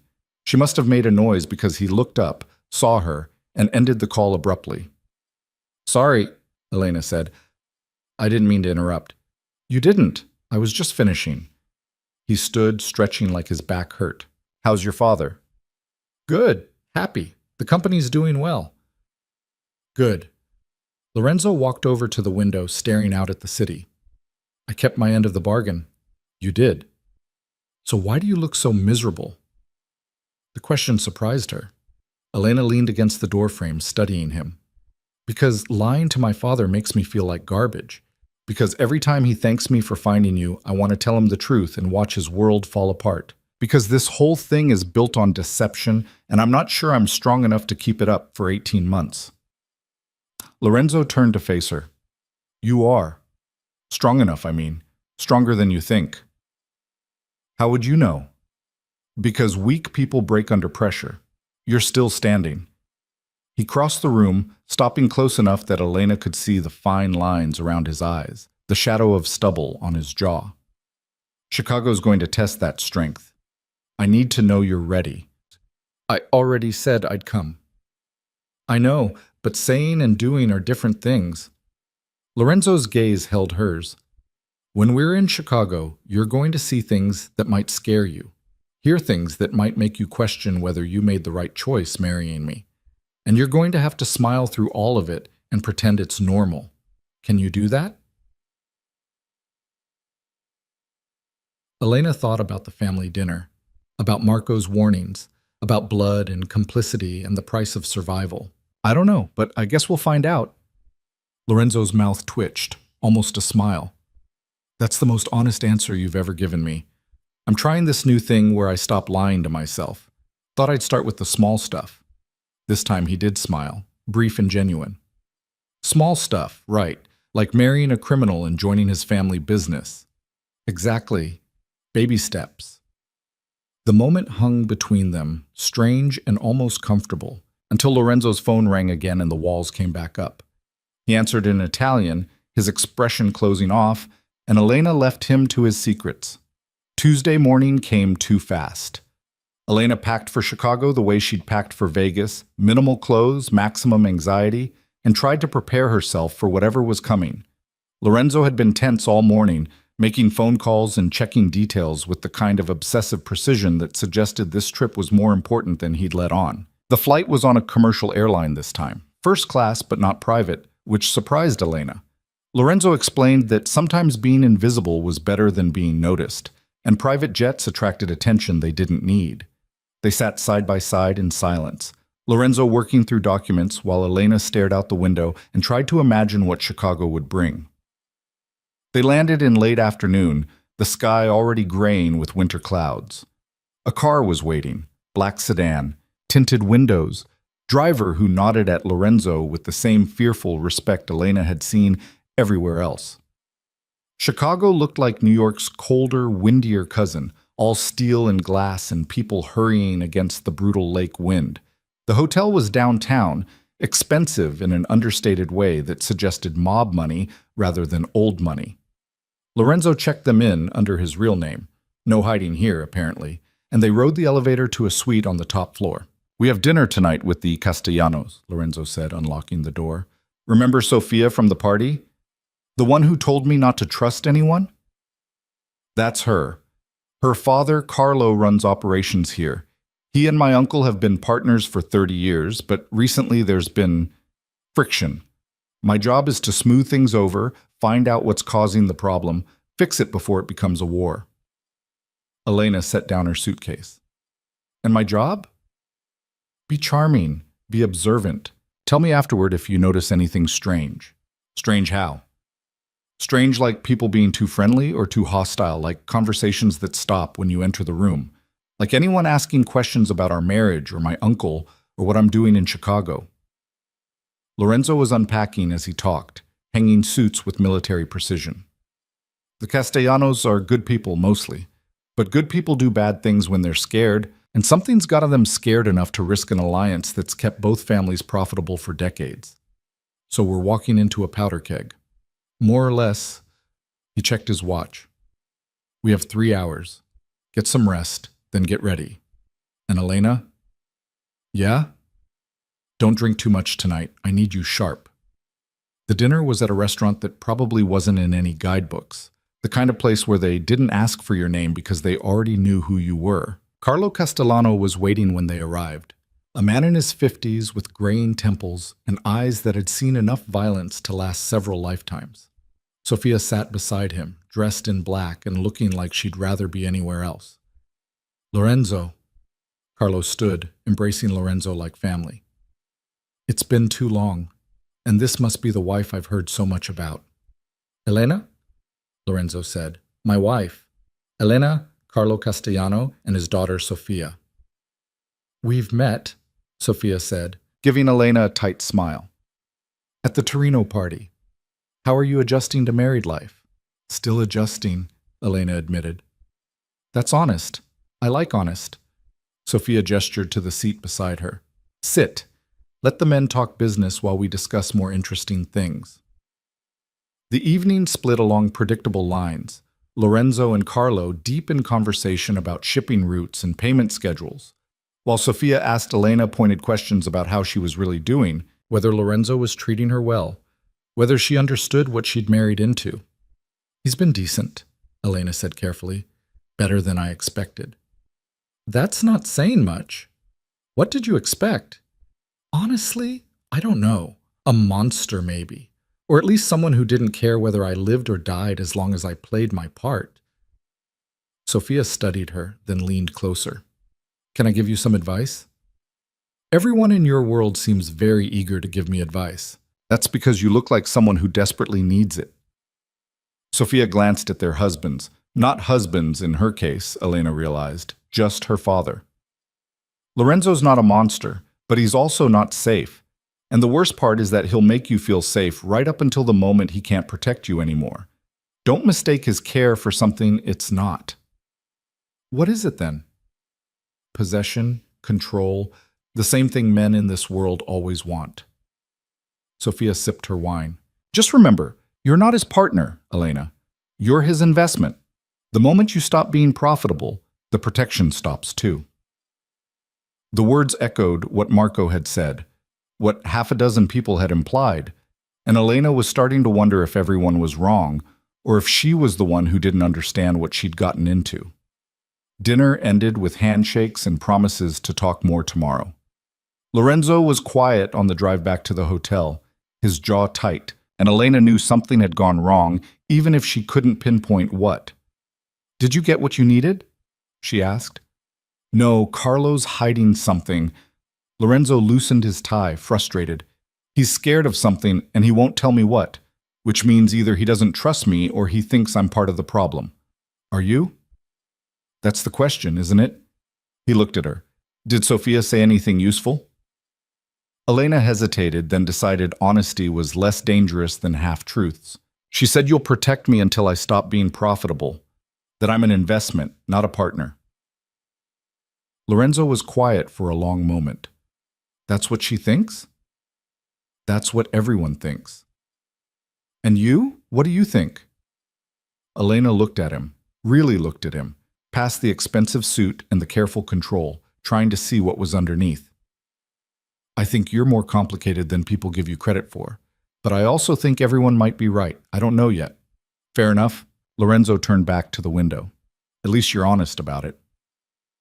Back at the suite, Elena changed into pajamas and was about to turn in when she heard raised voices from the living room.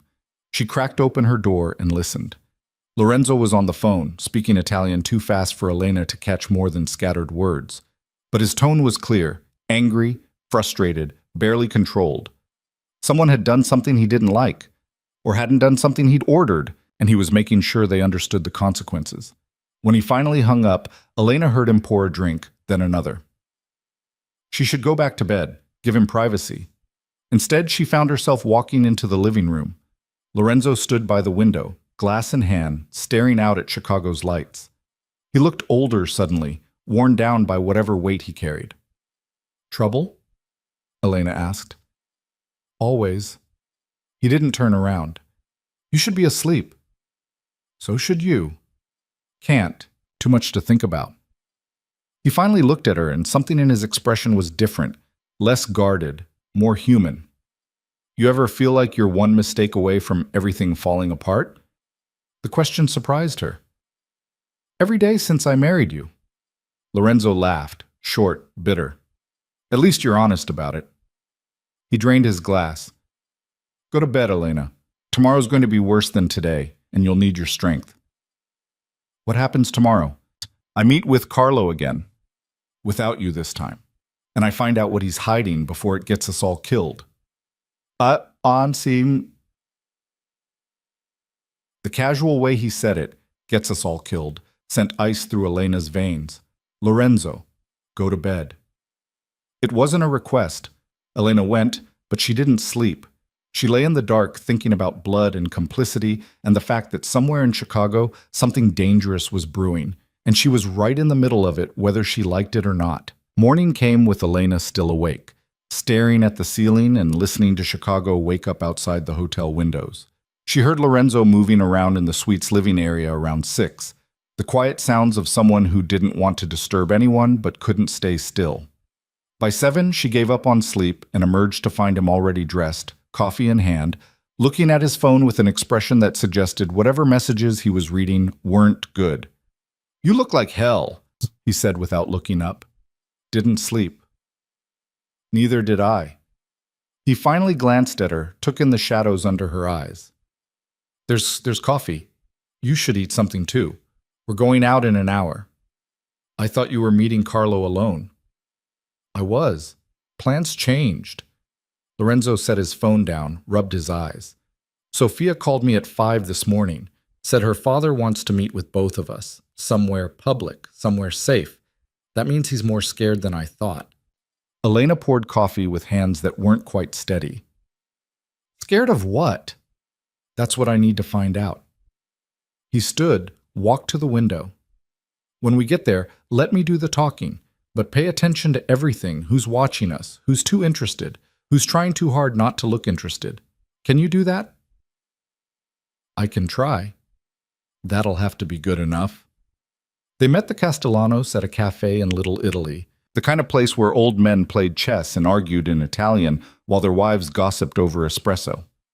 Carlo and Sophia were already there, seated at a corner table with clear sightlines to all the exits. Elena noticed that detail and wondered when she'd started thinking like someone in Lorenzo's world. Carlo looked worse than he had last night, older, more haggard, like he'd aged a decade overnight. Sophia sat beside him with her hand on his arm, protective in a way that made Elena's chest ache. "Thank you for coming," Carlo said as they sat down. His voice was rough, strained. "I know this is irregular." "You sounded worried on the phone," Lorenzo said. "What's going on?" Carlo glanced around the cafe, then leaned forward. "I'm going to ask you something, and I need you to tell me the truth. Can you do that?" "Depends on the question." "Did Salvatore send you here to kill me?" The words hung in the air like a bomb that hadn't exploded yet. Elena felt her breath catch, felt Lorenzo go very still beside her. Sophia's hand tightened on her father's arm. "No," Lorenzo said quietly. "He sent me here to find out why our partnership is falling apart. That's all."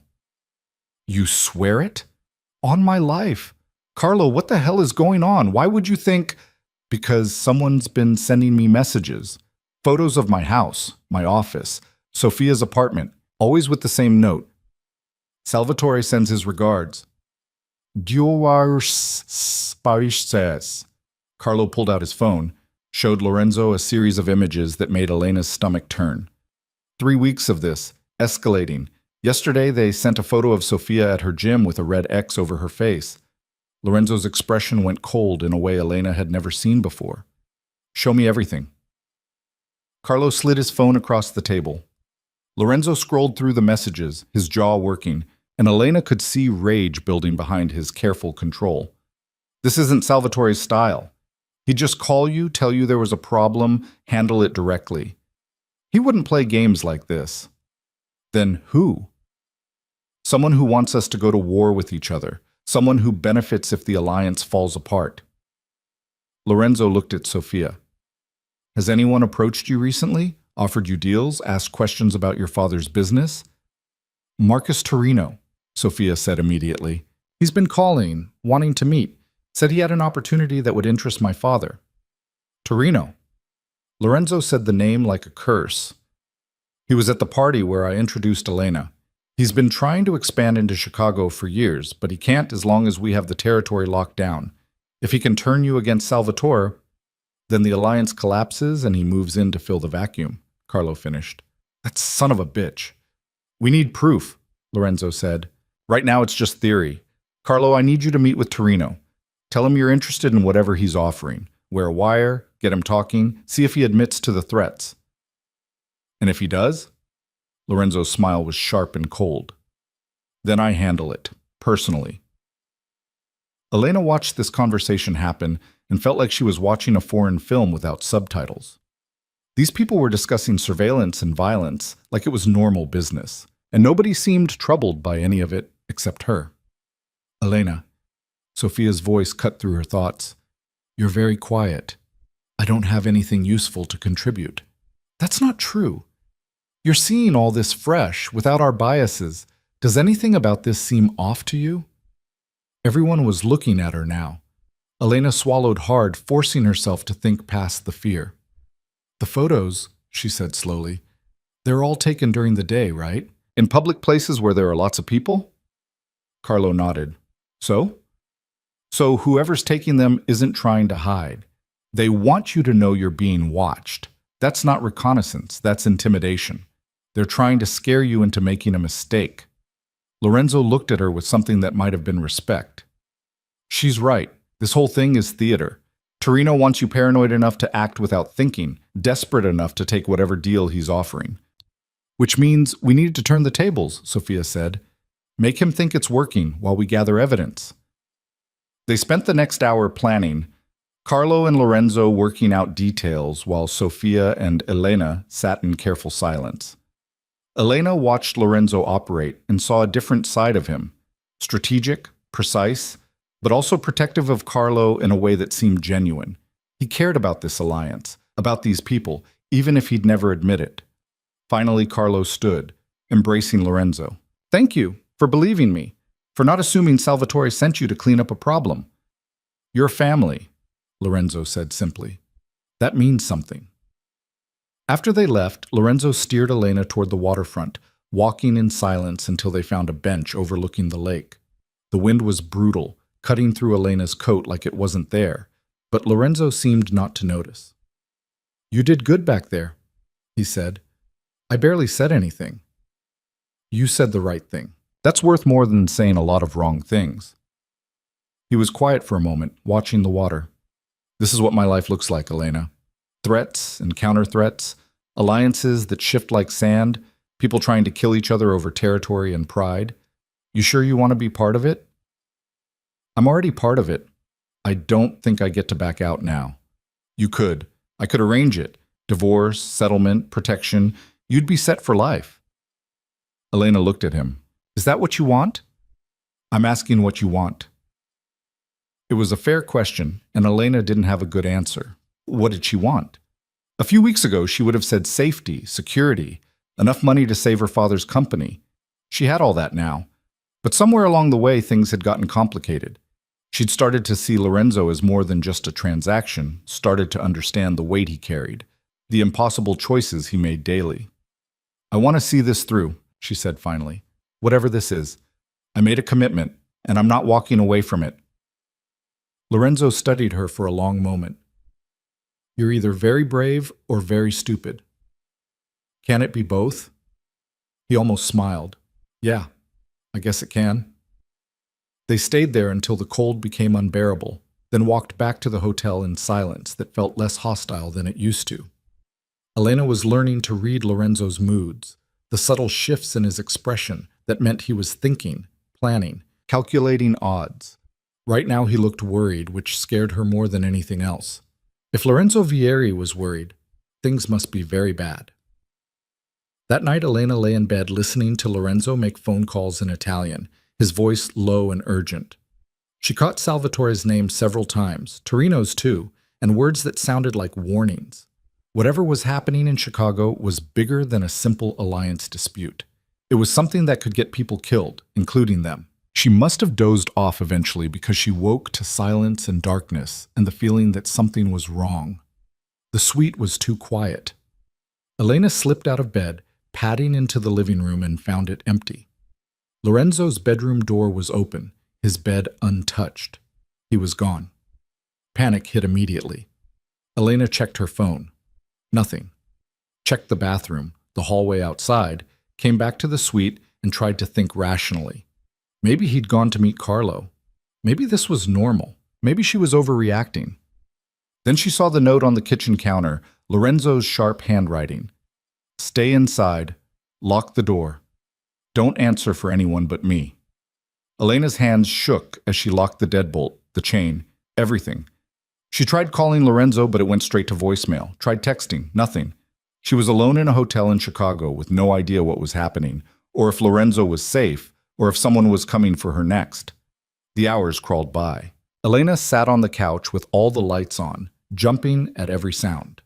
At some point, she must have fallen asleep because she woke to pounding on the door and Lorenzo's voice saying her name.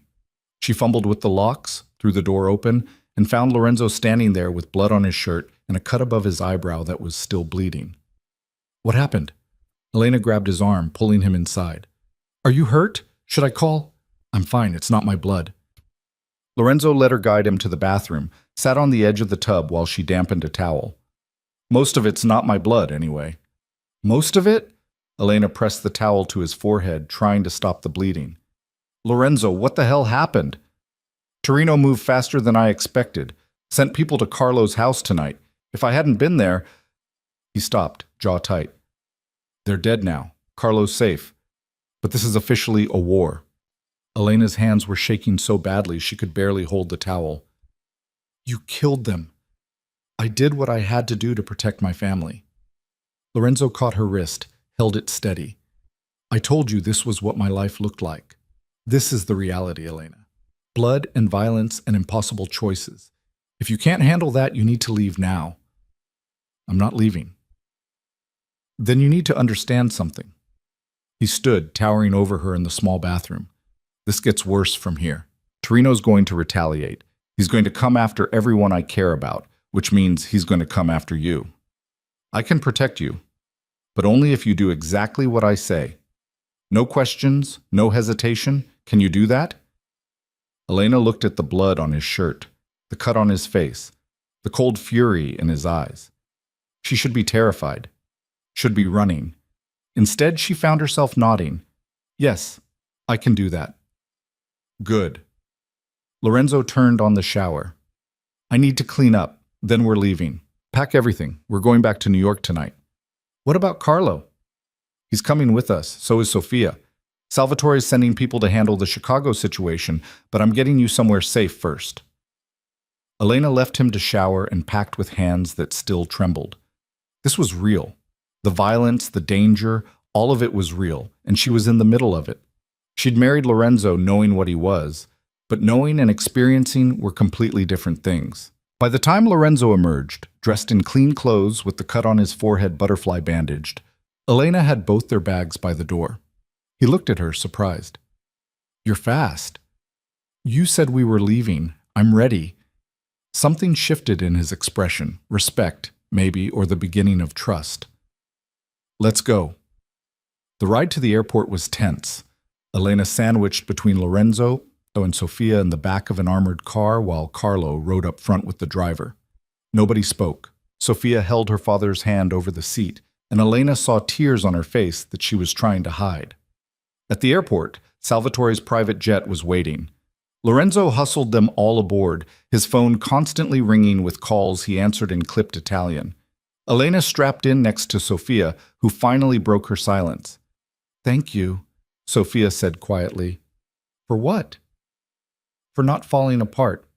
For staying calm. My father needs that right now. Seeing that Lorenzo's wife can handle this means maybe the alliance isn't as fragile as it looks.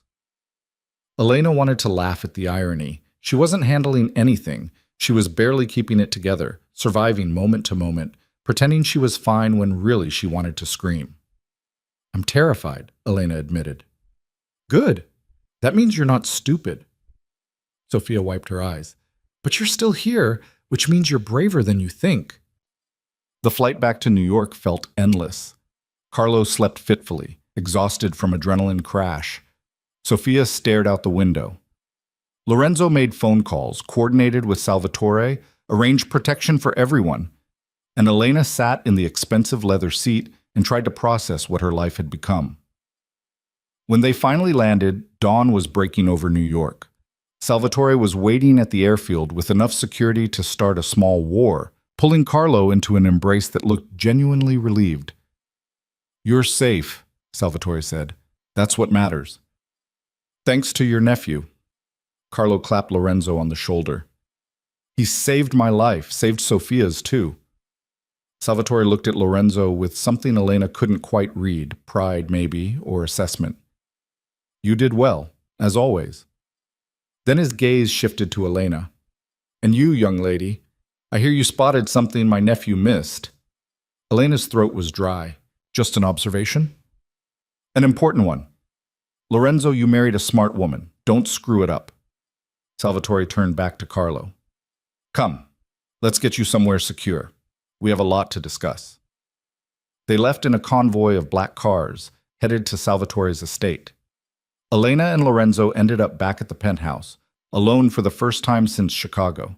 The silence felt heavy, loaded with things neither of them knew how to say. Lorenzo headed straight for his room, started stripping off his jacket.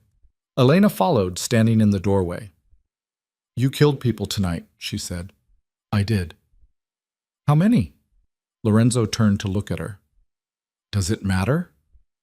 "I don't know. Maybe." Elena wrapped her arms around herself. "I keep thinking about what Sophia said, about blood on your hands. And I thought I understood what that meant, but I didn't. Not really. Not until tonight. And now that you do understand, I'm still here." She didn't know why she said it, didn't know what she was trying to prove, but it was true. Despite everything, the violence, the danger, the reality of what Lorenzo was, she was still standing in his doorway instead of running.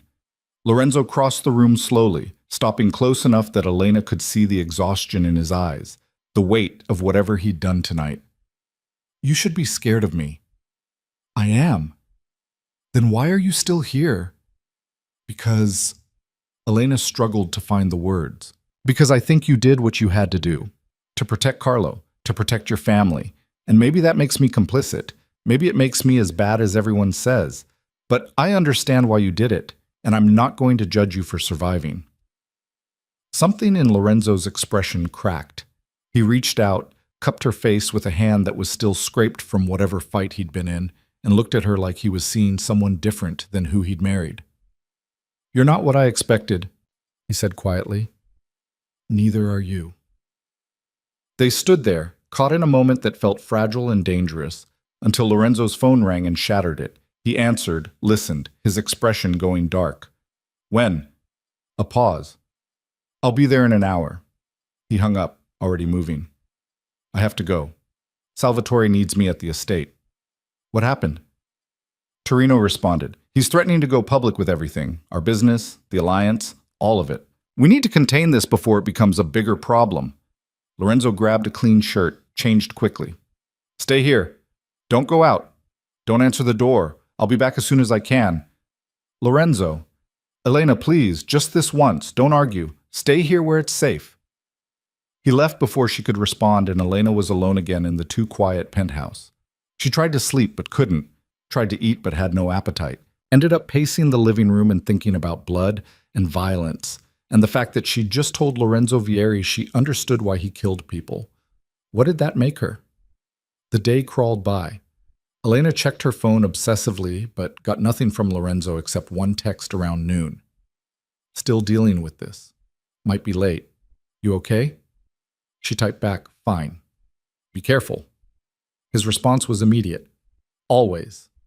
By evening, Elena was climbing the walls. She turned on the TV, found a movie, couldn't focus. Made coffee, let it go cold, stood at the windows and watched the city light up as night fell, wondering where Lorenzo was and whether he was safe. Her phone rang just after 8. Unknown number. Elena almost didn't answer, remembered Lorenzo's warning about not talking to strangers, but something made her pick up. Hello? Elena Carter? A man's voice, smooth and unfamiliar. Or should I say, Elena Vieri now? Her blood went cold. Who is this? A friend. Someone concerned about your well-being. The man chuckled. You're in over your head, sweetheart. Married to a murderer. Caught up in a war that's going to get you killed. But I can help you. I can get you out. I don't need your help. You will. Soon. When Lorenzo can't protect you anymore. When his family turns on him. When everything falls apart.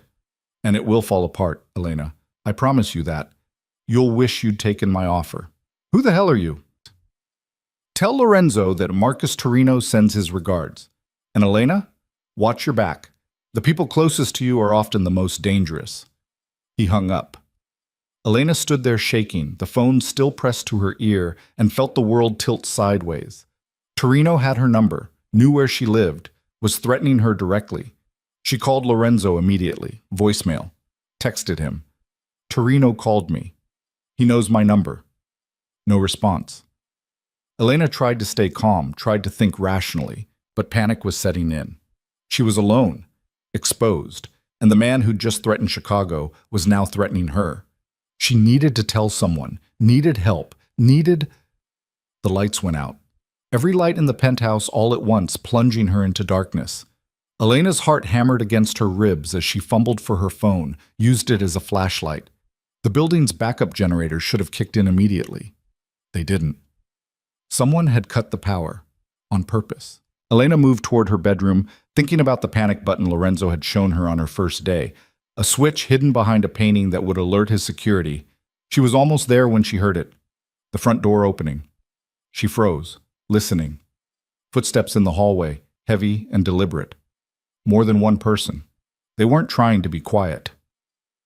Elena ran, stumbling in the dark toward the bedroom, her hands shaking so badly she could barely work the doorknob. She slammed it shut, locked it, shoved a chair under the handle, like that would do anything against people who'd already bypassed the penthouse's security. Where was the panic button? Behind which painting? Her mind went blank, terror overriding everything Lorenzo had taught her. The bedroom door shuddered as someone hit it from the other side. Once. Twice. The chair wouldn't hold. Elena grabbed her phone, dialed 911, heard the operator answer. Someone's breaking into my apartment. She gasped out the address. Please, I need... The door burst open, the chair splintering like kindling. Two men filled the doorway, backlit by emergency lighting from the hallway. Elena couldn't see their faces, could only see them moving toward her. She did the only thing she could think of. She screamed. One of the men lunged. Elena threw her phone at him, backed into the corner, and felt her legs hit the bed. She was trapped. No way out. This was how it ended. Gunshots exploded through the penthouse. So loud, Elena's ears rang. The men in her doorway turned, surprised, and then Lorenzo was there, appearing like something out of a nightmare, gun in hand and fury on his face. He shot the first man without hesitation. The second tried to run, and Lorenzo shot him too, both bodies dropping like puppets with cut strings. Then he was across the room, grabbing Elena, checking her for injuries. Are you hurt? Elena, look at me. Are you hurt? She couldn't speak, couldn't breathe, just shook her head while her whole body trembled. It's okay. You're safe. I've got you. Lorenzo pulled her against his chest, one arm tight around her while he kept the gun ready in his other hand. Building security's been compromised. We need to move. Can you walk? Elena nodded, though she wasn't sure it was true. Lorenzo half carried her through the penthouse, stepping over bodies without looking at them, moving with the kind of lethal efficiency that suggested he'd done this before. More gunshots echoed from somewhere else in the building, shouting, chaos. They made it to the stairwell, started descending. Lorenzo's phone rang, and he answered without breaking stride. Salvatore. Yeah, we're both alive. Building's compromised. Torino's people got past security. He listened, jaw tight. Understood. We'll be there in 20 minutes. He hung up, kept moving. Elena focused on putting one foot in front of the other, her mind refusing to process what had just happened. The bodies, the blood. The way Lorenzo had killed two men to save her without even blinking. They reached the parking garage. Lorenzo's car was waiting, engine already running. Someone had prepared an escape route. He bundled Elena into the passenger seat, took off before she'd even fastened her seatbelt. Where are we going? She managed. Salvatore's estate. It's the safest place right now. Lorenzo drove with one hand, the other still holding his gun. Torino made his move. He was hoping to kill me, take you hostage, use you as leverage, but he underestimated how fast I could get back. He called me. Before the power went out, he said, Elena's voice broke. He said I was in over my head, that I should have taken his offer. Lorenzo's hands tightened on the steering wheel. What offer? He didn't say, just that when everything fell apart, I'd wish I'd listened. He's trying to scare you, make you doubt me, doubt the alliance. Classic intimidation tactic. But Lorenzo's voice was strained, and Elena realized he was more shaken than he was letting on. They drove in silence, speeding through New York like laws didn't apply to them. Maybe they didn't. Maybe when you were Lorenzo Vieri, fleeing from an assassination attempt, normal rules stopped mattering. At Salvatore's estate, they were met by armed guards who swept the car before letting them through the gates. The house was lit up like a fortress, every window blazing, people moving with military precision. Salvatore himself met them at the door, pulling Lorenzo into a fierce embrace. Thank God you're both alive. When I heard Torino hit your building, we're fine, but he got closer than he should have. Lorenzo kept Elena tucked against his side, protective in a way she'd never experienced. How did he get past our security? Someone on the inside. We're finding out who. Salvatore's gaze shifted to Elena, softening. You've had a terrible night, child. Carlotta will show you to a room where you can rest. I'm not leaving Lorenzo, Elena said, surprising herself. Elena, Lorenzo started. No, I'm not leaving you. Not after... She couldn't finish the sentence, couldn't articulate the terror of those moments when she thought she was going to die, when Lorenzo had appeared like her mind had conjured him from desperate hope. Lorenzo looked at her, really looked at her, and something passed between them, an understanding maybe, or the beginning of something neither of them had names for yet. She stays with me, he told Salvatore. His uncle raised an eyebrow but nodded. As you wish. Come, we have much to discuss. They gathered in Salvatore's study. Lorenzo, Salvatore, Carlo, and a handful of men Elena recognized from the family dinner. She sat in the corner trying to be invisible while her hands still shook and her mind replayed the sound of gunshots over and over. Torino crossed a line, Salvatore said, his voice dangerously calm. Attacking family in their homes. That's not business, that's war. He's getting desperate, Carlo added. The Chicago operation failed. He knows we're on to him. So he went after the one thing he thought would break Lorenzo's focus. All eyes turned to Elena. She felt herself shrinking under the attention, but Lorenzo moved to stand beside her chair, his hand settling on her shoulder. He failed, Lorenzo said flatly. Elena's safe, and now we know exactly how far Torino's willing to go. Which means we end this. Tonight. How? One of the other men asked. We hit him where it hurts. His operations, his money, his reputation, all of it, all at once. By tomorrow morning, Marcus Torino should be radioactive. Nobody will touch him, nobody will work with him, and he'll be so busy defending what's left that he won't have time to come after us. Salvatore leaned back, considering. That's aggressive. He tried to kill my wife. Aggressive is the only response. The possessiveness in that statement, my wife, sent something warm through Elena's chest despite everything. Lorenzo meant it. Maybe not the way a real husband would mean it, but he meant it nonetheless. Do it, Salvatore said. But carefully. We can't afford mistakes. The men scattered to make phone calls, coordinate attacks, mobilize resources. Elena watched them transform from businessmen into something else, something efficient and deadly. This was what they'd been trained for, she realized. Not just running legitimate businesses, but waging war when necessary. Lorenzo stayed with her, making his own calls in rapid Italian while his hand remained on her shoulder like an anchor. Finally, the room cleared except for the two of them, and he knelt in front of her chair so they were eye level. "Are you really okay?" he asked quietly. "I don't know. Am I supposed to be okay after people tried to kill me?" "No, you're supposed to be traumatized and angry and maybe a little broken. That's normal." His thumb traced circles on her knee, absent and soothing. "But you're still here, still functioning. That's what matters." Elena looked at him, really looked at him, and saw past the carefully constructed walls to the person underneath. Lorenzo was scared too, she realized, not of Torino, not of the violence, but of losing something he'd convinced himself he didn't care about. "You saved my life," she said. "I did what any husband would do." "We both know you're not any husband." Lorenzo's mouth twitched. "No, I guess I'm not." He stood, pulling her up with him. "Come on! You need to eat something, and then you need to sleep. Real sleep, not whatever you've been doing the past few nights." "I can't sleep after." "You can, and you will, because tomorrow's going to be complicated, and I need you sharp." He guided her out of the study and through hallways that felt less threatening now, with armed guards at every turn. "Carlotta prepared a room for us. Well, for you. But I'm not letting you out of my sight tonight, so I guess it's for both of us." The room was beautiful in an old-world way.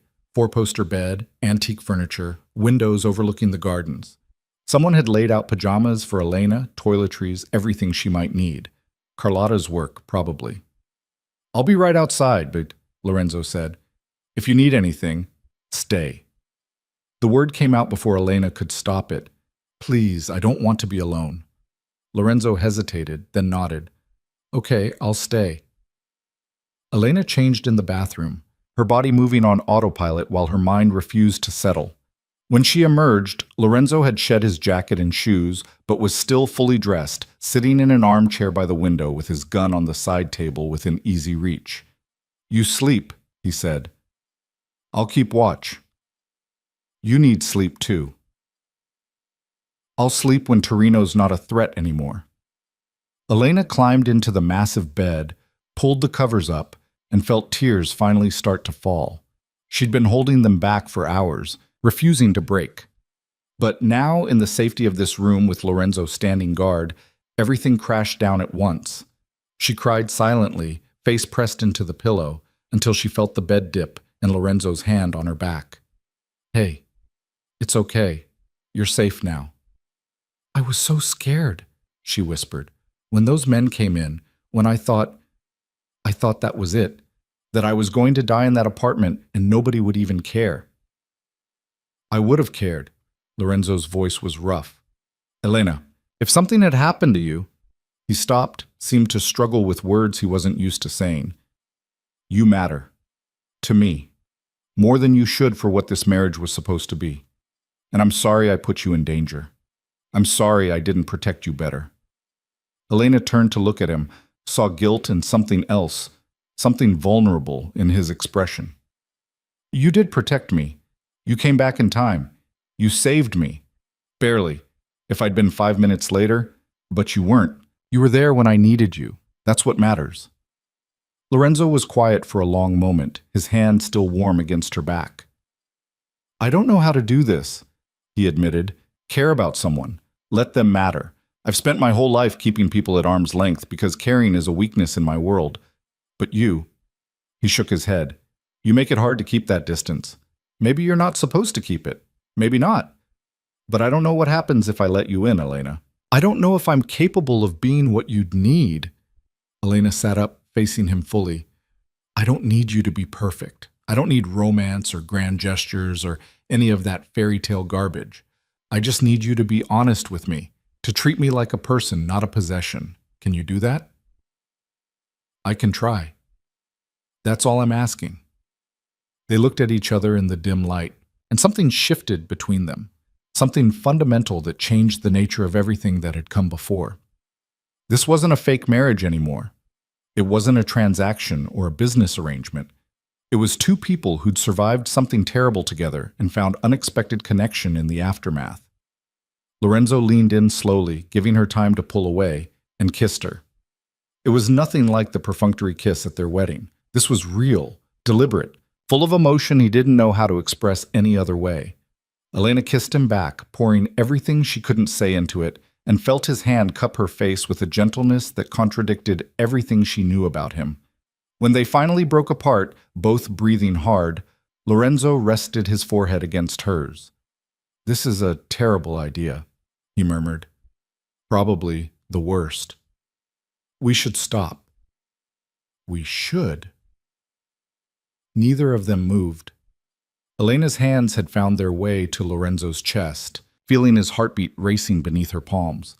He was scared too, she realized. Scared of this, of what it meant, of where it might lead. "Stay with me," Elena said. "Not in the chair. Here." Lorenzo pulled back just enough to search her face. "Are you sure?" "I'm not sure about anything anymore, but I know I don't want to be alone tonight, and I know I trust you more than I should. So yes, stay." He kicked off his remaining clothes down to his undershirt and pants, settled beside her in the bed, and pulled her against his chest. Elena fit there like she'd been designed for that exact space, her head tucked under his chin, his arms wrapped around her. "Thank you," she whispered. "For what?" "For not letting me die. For caring enough to come back. For being more than what I expected." Lorenzo's arms tightened. "Get some sleep. Tomorrow's going to be rough." But Elena was already drifting off, exhaustion finally winning, safe in a way she hadn't felt since this whole thing started. She woke to daylight and voices outside the door. Lorenzo was already up, dressed, on the phone speaking in clipped Italian. When he saw she was awake, he ended the call. "It's done," he said. "Torino's operations are in shambles. The Fed's got an anonymous tip about his money laundering. They're freezing his accounts as we speak. His allies are distancing themselves. By noon, he'll be completely isolated. Is he going to retaliate? He can try, but he won't get far. Salvatore's made it very clear what happens to people who come after family." Lorenzo sat on the edge of the bed. "How are you feeling?" "Like I survived something I shouldn't have." "That's accurate." He brushed hair from her face, the gesture tender in a way she'd never expected from him. "I need to ask you something, and I need you to be honest. Do you want out? Of this marriage, this life, all of it? Because I can arrange it. You'd be protected, financially set, free to go wherever you want. No judgment, no consequences." Elena's chest tightened. "Is that what you want?" "I'm asking what you want." She thought about it, really thought about it. Leaving would be easier, safer. She could go back to her old life, rebuild without the constant threat of violence, without being complicit in things that probably kept her from sleeping at night. But she'd also be leaving Lorenzo. This complicated, damaged man who'd somehow become more than just a means to an end. Who'd risked his life to save hers, who'd held her while she cried, who'd kissed her like she mattered. "I want to stay," Elena said. "Not because of the contract or the money or saving my father's company. I want to stay because of you. Because somewhere in this mess, I started caring about you, and I want to see where that goes." Lorenzo's expression did something complicated. Surprise, relief, fear, hope, all tangled together. "Even knowing what I am, what I've done?" "Even knowing all of it. You're not a good man, Lorenzo. But you're not the monster everyone thinks you are either. You're just complicated. And I think I'm okay with complicated." He kissed her again, slower this time, like he was trying to memorize the feeling. When he pulled back, his eyes were suspiciously bright. "I don't deserve you," he said quietly. "Probably not, but you're stuck with me anyway." They stayed there for a moment, tangled together in the morning light, until reality intruded in the form of Carlotta knocking on the door. "Lorenzo, your uncle needs you, now." The urgency in her voice got them both moving. They dressed quickly and found Salvatore in his study, looking grim. "Torino's dead," he said without preamble. "Suicide, according to the initial reports. Gun in his hand, note beside him saying he couldn't live with the shame of his failures." Lorenzo's expression went carefully blank. Suicide. That's the official story, and it's the story we're all going to stick with.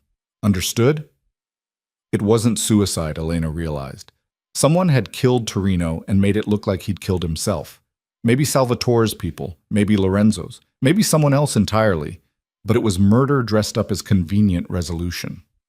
"Understood," Lorenzo said. Salvatore's gaze shifted to Elena. "You've seen and heard a lot in the past few days, things that could cause problems if they became public. I need to know you can be trusted to keep family business private." It was a test and a threat wrapped together. Elena met his eyes and didn't flinch. "I'm family now. Family protects family. You have my word." Salvatore studied her for a long moment, then smiled. "You're tougher than you look, Elena Vieri. My nephew chose well." He turned back to Lorenzo. "The Chicago situation is resolved. Carlo's territory is secure, and Torino's no longer a threat, which means you can finally focus on your own life instead of constantly putting out fires." "What does that mean?"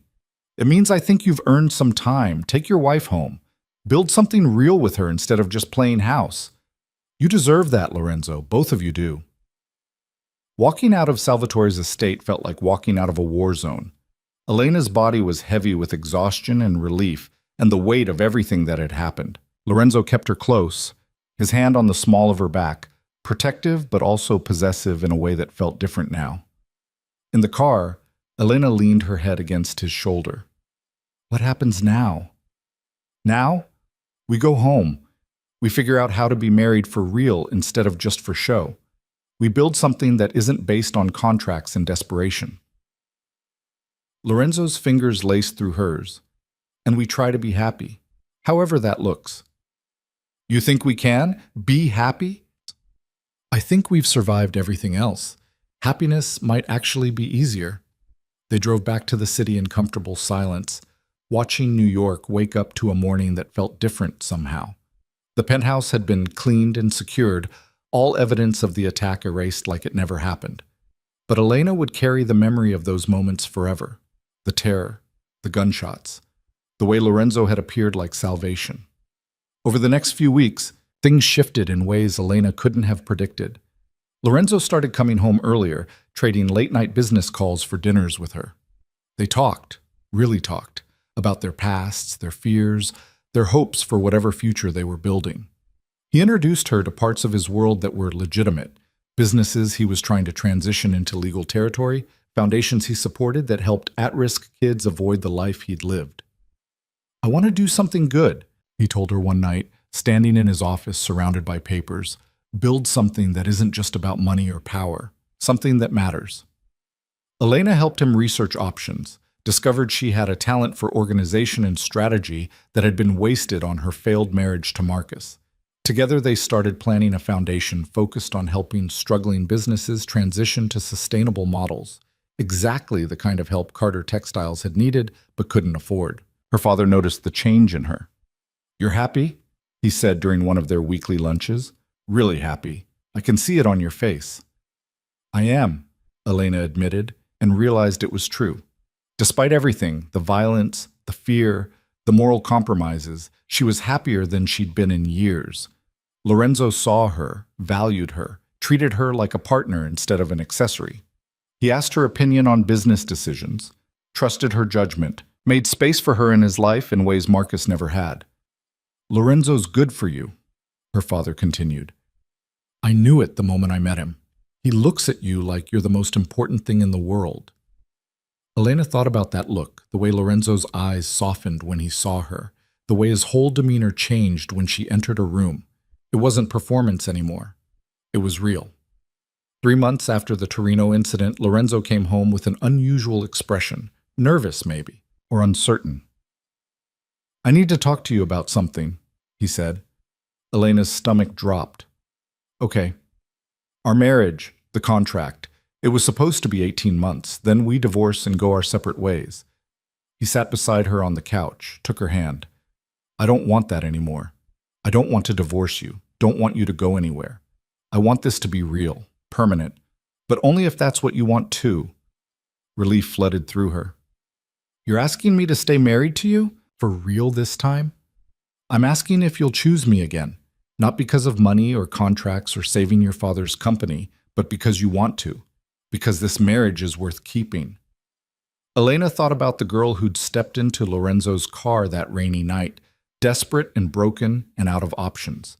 She'd been surviving, not living, going through motions because she didn't know what else to do. And now here she was, married to a complicated man with blood on his hands and surprising gentleness in his heart, building something that felt more real than anything she'd had before. Yes, she said. I choose you. I choose us. For real this time. Lorenzo's smile was brilliant and rare and worth everything she'd been through to get here.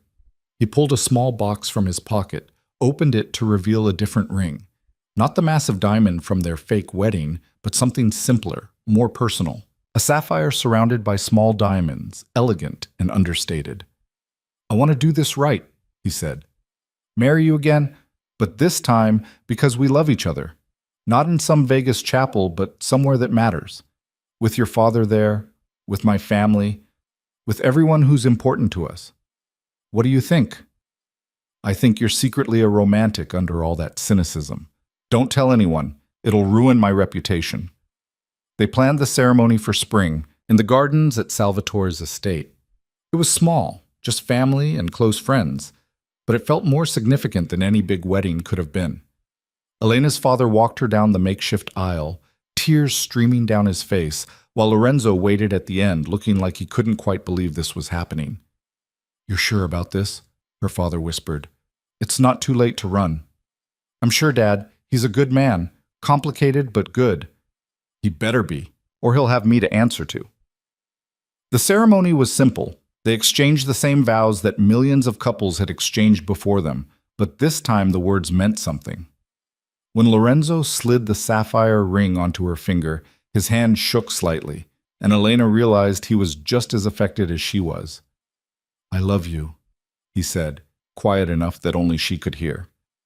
I don't know when it happened or how, but I love you, and I'm going to spend the rest of my life trying to deserve you.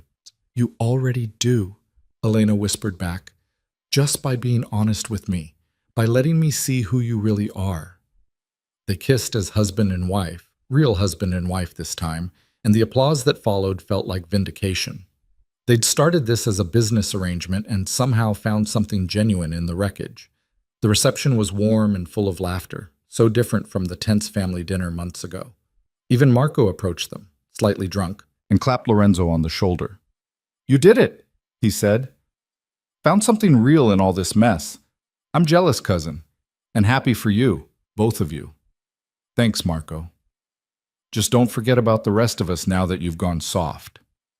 But he was smiling when he said it, and Elena realized he meant it as a blessing, not an insult. Carlotta cornered Elena near the end of the night, pressed another card into her hand. Same number, she said.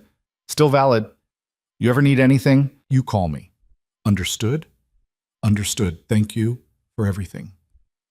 Thank Lorenzo. He's the one who fought for you, who changed the rules for you. Carlotta kissed her cheek. But you changed him too. Made him human again. That's worth more than you know. As the party wound down and guests departed, Elena found herself alone with Lorenzo in the gardens, the same place Carlotta had given her that first piece of advice months ago. Happy? Lorenzo asked, pulling her close. Terrified, Elena admitted. But happy. Is that normal? I think for people like us, terrified and happy might be the same thing. He rested his chin on top of her head. I know this isn't a fairy tale. I know there's still going to be hard days, dangerous situations, times when you question whether this was worth it. But I promise I'll fight for us. For this.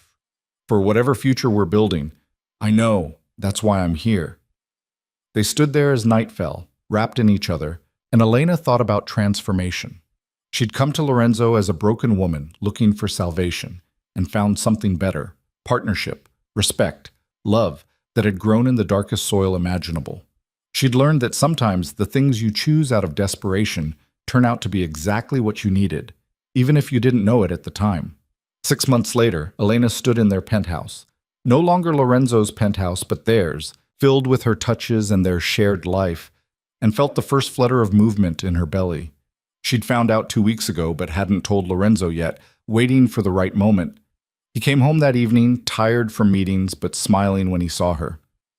"Good day?" he asked, kissing her hello. "Interesting day. I have news." "Good news or bad news?" "Depends on your perspective." Elena took his hand, placed it on her still flat stomach. "We're going to have a baby. In about 6 months, give or take."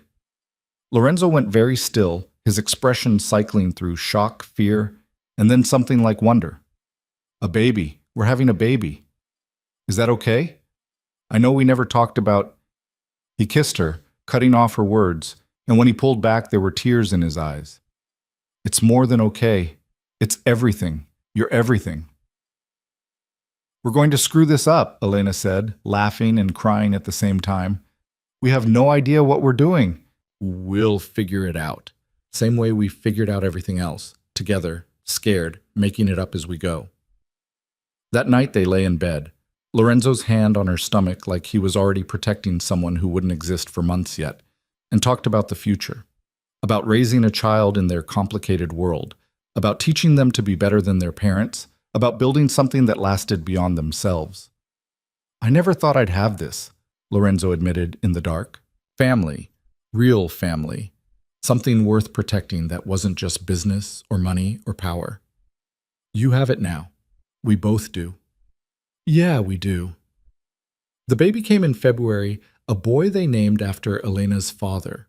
Robert Lorenzo Vieri arrived screaming and perfect, and watching Lorenzo hold his son for the first time, Elena saw the final wall come down. He looked at that tiny baby with such fierce love and protectiveness that she knew everything, all the fear, all the violence, all the impossible choices had been worth it to get here.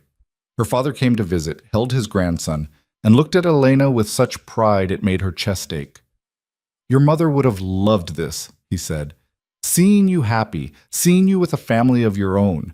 She worried about you, worried you'd never find someone who deserved you. I found someone who didn't deserve me but chose to become someone who did. That's better, I think. Much better." Her father kissed her forehead. "You did good, sweetheart. Built something real from nothing. That takes courage." After he left, Elena stood in the nursery watching Lorenzo change their son's diaper with the kind of concentrated focus he usually reserved for business deals. He was singing softly in Italian, some lullaby his mother must have sung to him, and their son was watching him with wide eyes. This was her life now. Not perfect, not uncomplicated, but real and hard-won and worth every sacrifice it had taken to build it. She'd married a stranger to save her family's legacy and found something better, a partner who'd helped her save herself. Lorenzo looked up, caught her watching, and smiled. "Come here." Elena joined them, and Lorenzo wrapped his free arm around her waist, pulling her close so the three of them stood together in the soft light of the nursery. "Thank you," he said quietly. "For what?" "For saying yes that night in the rain, for taking a chance on me, for staying when you could have left, for giving me this—" He gestured to their son, to the room, to the life they'd built. "All of this. I don't deserve it, but I'm grateful for it every day." "You do deserve it. You've worked hard to become someone who could have this. That's what matters." Outside, the city hummed with life, full of people making their own impossible choices, fighting their own battles, trying to survive in a world that didn't make surviving easy. Elena thought about the girl she'd been, desperate, broken, out of options, and felt grateful for every choice that had led her here, even the hard ones, especially the hard ones. Because sometimes the things that save you don't look like salvation at first. Sometimes they look like danger, like risk, like the worst possible decision you could make. But if you're brave enough to see past the surface, past the fear and the stigma and the judgment, you might find something worth fighting for. Elena had found Lorenzo, and Lorenzo had found her. And together they'd built something that neither of them could have built alone. a family, a future, a foundation for something better than what they'd started with. The foundation they'd planned became real 6 months later, operating out of an office downtown with Elena as director and Lorenzo as primary benefactor. They helped struggling businesses find their footing, provided low-interest loans and strategic consulting, focused on the kinds of companies that banks had given up on.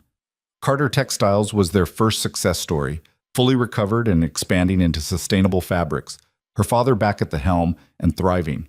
But they helped others too, dozens of them.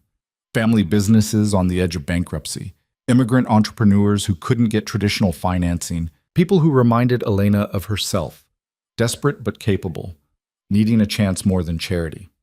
"We're doing something good," she told Lorenzo one night after a particularly successful quarter. "Real good, not just tax write-offs or reputation management. We're actually helping people." That was always the point, build something that matters beyond us.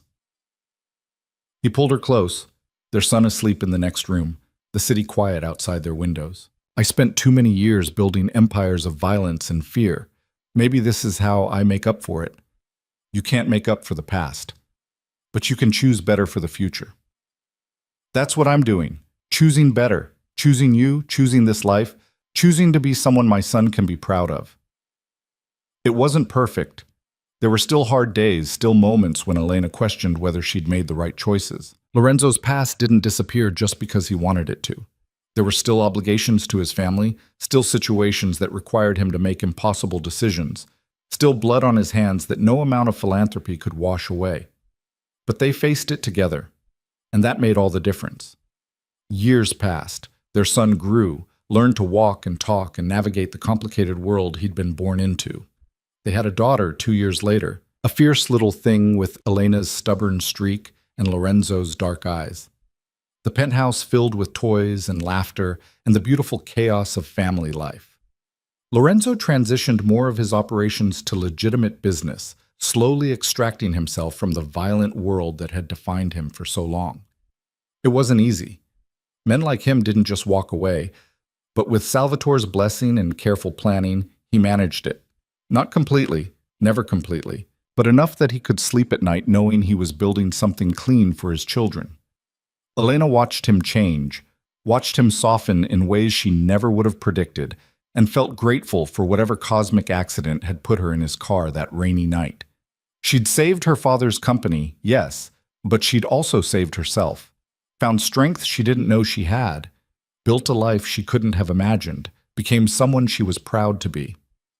On their 5-year anniversary, the real one, not the Vegas one, they renewed their vows again. Just the two of them this time. No witnesses except their children and the life they'd built.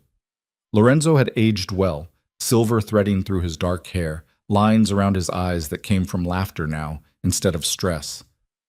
5 years, sis, he said, holding both her hands. 5 years of being married to you for real. Best decision I ever made. Best decision we ever made, Elena corrected. I chose you too, remember? How could I forget? You chose me when you shouldn't have, when it made no sense, when everyone would have told you to run. And you're still here. Still here. Always here. They kissed as the sun set over the city, their children playing in the garden behind them, and Elena thought about transformation again, about how people aren't fixed. They're always changing, always becoming something new. Lorenzo had been a violent man when she met him, someone capable of terrible things. He still was, probably, under the right circumstances. But he was also a father, a husband, a philanthropist trying to do better. And Elena herself had changed too. From a broken divorcee with no options to a woman who'd built a foundation, raised children, partnered with one of the most dangerous men in New York, and somehow made it work. She'd learned that strength wasn't about never being afraid. It was about being terrified and choosing to stay anyway. Their story wasn't a fairy tale. It was messy and complicated and built on foundations that would make most people uncomfortable. But it was theirs, earned through blood and tears and impossible choices, and that made it real in ways fairy tales could never be. As night fell and they gathered their children to go inside, Elena looked at Lorenzo, really looked at him, and saw everything they'd survived to get here. The fear, the violence, the desperate bargain that had somehow become the best thing in both their lives. I love you, she said, simple and true. Lorenzo smiled, the real smile he saved just for her. I love you too, even though you're way too good for me. Probably, but you're stuck with me anyway. Thank God for that. They walked inside together, a family built from desperation and transformed by choice, and Elena felt complete in a way she'd never expected to feel again. This was what she'd been searching for that rainy night when she'd almost stepped into traffic. Not salvation, not rescue, but partnership. Someone who saw her fully and chose her anyway. Someone who let her see them and trusted her with that vulnerability. Lorenzo had given her that, and she'd given it back to him. And together they'd built something that neither of them could have built alone. A life worth living, a love worth fighting for, a future worth believing in. The foundation kept growing. Their children thrived. The years accumulated, each one adding new layers to the life they'd constructed from impossible circumstances. And through it all, Elena and Lorenzo held on to each other, held on to the truth that had saved them both. Sometimes the worst decisions turn out to be the best ones, if you're brave enough to see them through. Sometimes salvation doesn't look like safety. Sometimes it looks like danger, like risk, like a sleek black car stopping in the rain and a dangerous man offering an impossible deal. Sometimes you have to lose everything to find out what you're really capable of. Sometimes you have to marry a stranger to discover who you really are. Elena had done all that, and she'd do it again in a heartbeat, because the life she'd built with Lorenzo, messy and complicated and imperfect as it was hers. Truly, completely, undeniably hers. And that was worth everything it had cost to create it.